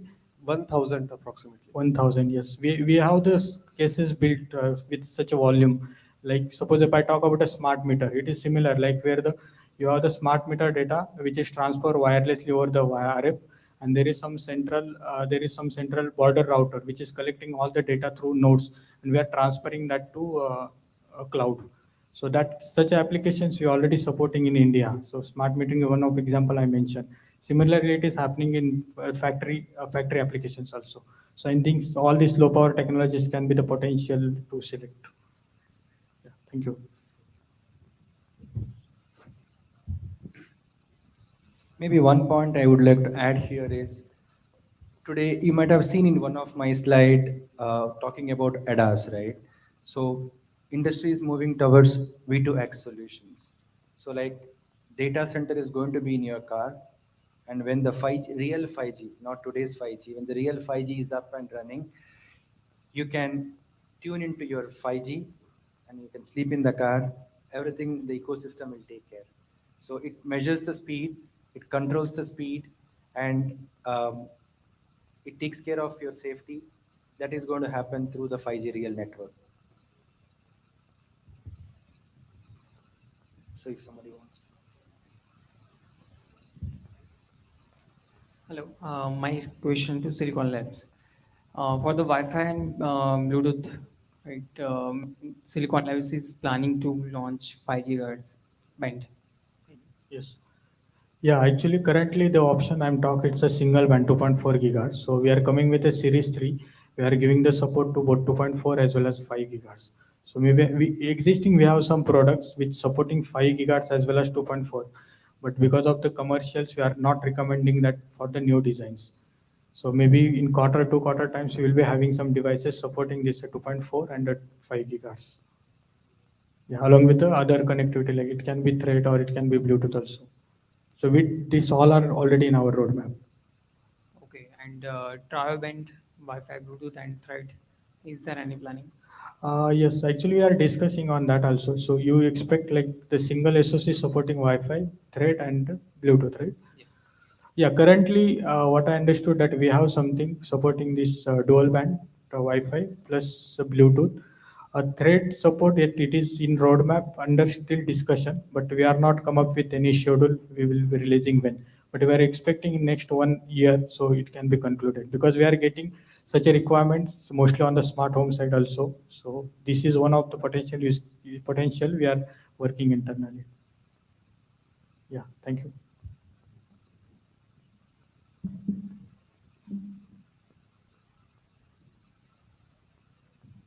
Hello. My question is for the cables with respect to that you are having the 50 ohm cables and all that. So if I have a requirement of 25 ohms or 10 ohms or 25 ohms, whether you will be able to provide in that semi-rigid segment. And if I want to have a particular transformer, if I want to match suppose 50 ohm to some 10 ohm, as a transformer I want to have particular shape and particular length for particular frequency. So whether your company will provide assistance in that? Yes, that's actually a very good question because we are working on a few of our different customers where they require difference in impedance matching from one particular solution to another particular solution that they are using. So if you can shoot out us to your what is the impedance matching that you require or the in how exactly do you need, we can work with you on different cables that you require as a custom solution. One such example is we have 32 AWG cables, differential coax and quinax cables, where we've been testing till 110 gig, etc. But in your application, what is exactly that you need, and depending upon the what expert suggestions that we require, we can actually work with you with for the solution on that. Because when we work for some low frequency amplifier developments and all that, there we have a matching circuits with respect to the same rigid cables. So Correct. for that we use balloons and cables impedance transformation, and those are not the conventional. We have to go from 50 ohm to particular impedance to for the amplifier matching. So we are doing that in our company, and but if we want to have suppose quick solutions, because if our fabrication is engaged and all that, we want to upload to the industry. So how that's why want to ask how it can be supported, and we will provide the particular length and particular shape, how it can be done, and impedance also, whether it is a 10 ohm, 15 ohm, or 25 ohm. These are the standard impedances we require for the matching. So that's why I asked. And do you have any support locally in India also that can be supported? In India right now, I would say no, but in the near future we might get into the RF solutions. But we have a lot of our experts sitting right in US, so they'll be happy to have a call with you and then get your requirement. My point is that with respect to authorized Indian agents and all like that, if they can, they if you are having, or just put in those segment also, so that it will be help to us also to contact them and to have the good solutions on a fast way. Sure, sure. Yeah, you can. We'll work into it. Thank you. Okay. Hello. Hello. Hi, this side. My question is to Silicon Labs here. This side, yeah. So my question is to Silicon Labs is that like if I want to use Matter protocol for Silicon Lab SoCs, like what will be the ultra low power support first? Second is how much currently Matter is reliable in terms of connectivity and to support different set of clusters like Zigbee and Z-Wave. Yeah. So maybe particularly to current consumption, this is technical. I may not be able to comment exactly the power or the what we are our SOC is supporting. But it's definitely it's ultra low power, low power. So Yeah. So, but my point is like, suppose if I talk about, different competitors like Nordic or NXP, right? So, like, how much competitive and how much ultra low power, I can achieve with respect to different manufacturers, so that for battery operated product, it is really important that matter also should have that kind of competency to achieve a longer Yes. life through the battery. Yeah, sure. So actually the Matter first thing, the Silicon Lab is one of the founding member for the Matter. So whatever the portfolio or the solution you are building, so I'm not compare myself with the other competition, but we are leading in a leading position. If I talk about this smart ecosystem, like maybe the Matter is probably driven by this Amazon, Google, or the Samsung and all this, right? So our parts, so like they already chosen this one because of this all the parameters. We have some internal benchmarking where we compare our power with our competition, like we have mentioned about the Nordic or the TI or NXP, right? So we have that internal benchmarking. So what we got the feedback, like there are the many places where the customers are preferring because of this battery power consumption advantage. And not along with that, we are also having some set support structure, like our SDK is already proven, or maybe like if you talk about Zigbee, another protocol, right? So we have already bridges, the reference designs we already have. The Zigbee, like we are one of the top leading in Zigbee. So mostly US and the Europe, like they are the Zigbee and the GWay is mostly on the smart home. So majority share is from the Silicon Lab portfolio because we are into this from the years. So whatever the reference designs or the bridges or the routers we built for this, so it is already proven from the years. So that kind of support we can expect. And on the power side, yes, maybe we can discuss offline in competition like NXP or the TI, but we are better in the power consumptions also. So this Samsung smart things, right? So they are into our Matter over thread, MG21, MG24. These parts are they already using. So this is because of all this advantage we are providing. And what you see in current market, like suppose Matter is how much reliable, like based on that current market, like how much SOCs are going to be, push into that market for the Matter compatibility? Yeah, actually, this is a good question.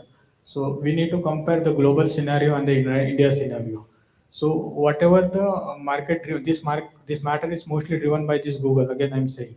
So we need their ecosystems are well settled in other regions. If I talk about the India, I'm interacting to many customers who are into smart home. So I'm not seeing that much. I can say the awareness you can say into Matter. They wanted to learn. They wanted to start, but that push I have not seen, right? So there are very few players like you only we are exploring, or there are some few which are like some advanced stage, but whatever that I'm expecting, that we have existing players into smart home, the big OEM. So we have not seen much from there where we started developing from the scratch locally, and we are pushing this Matter aggressively on their platform. So there we see some progress is happening, but we need some time on that. Okay, thank you. Yeah. Thank you. So we are we are expecting actually Matter. Yeah. So just last comment on that. So we are also aggressively seeing this Indian market for this our Matter portfolio and the support. We are also aggressively hoping, and we are putting a lot many efforts to educate the Indian customer about this portfolio. So recently we had a tech talk where we explained the Matter ecosystem, everything. So we are sending this across all the Indian customers so that they can join and they can make themselves aware about what's happening on the smart home. So that kind of efforts we are already putting for local Indian regions. Yeah, thank you.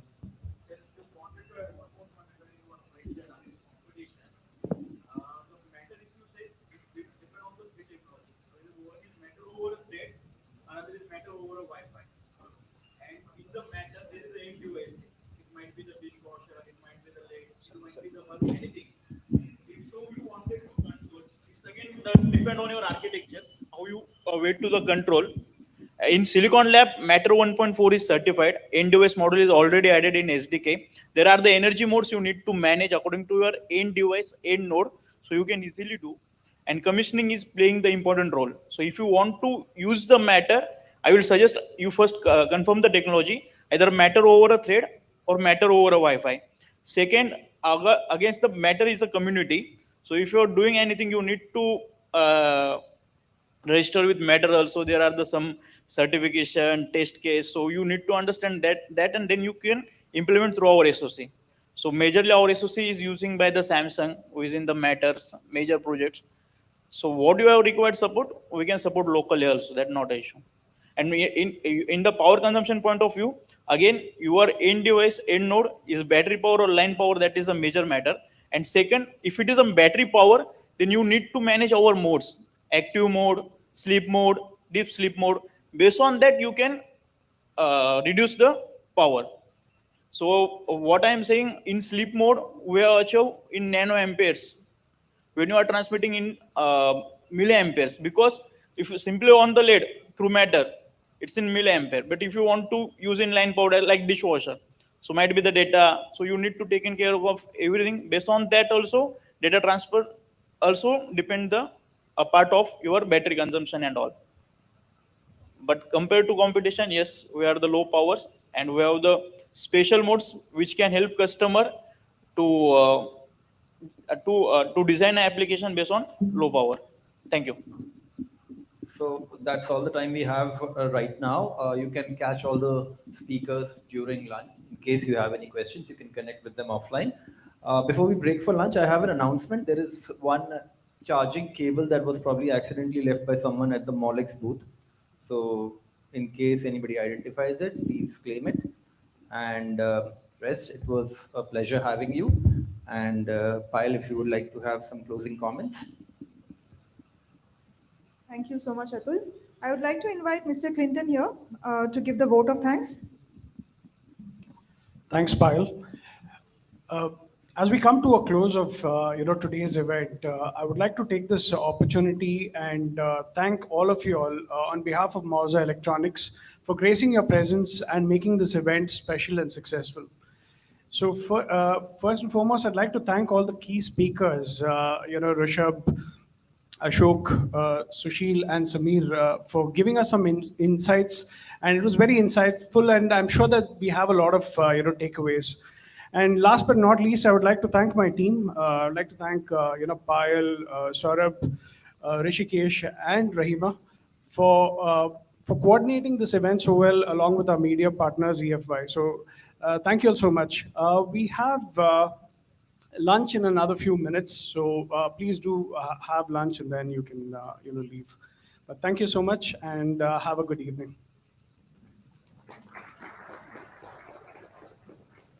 Thank you again. Thank you so much, Clinton. Thank you everybody for joining us today. Thank you.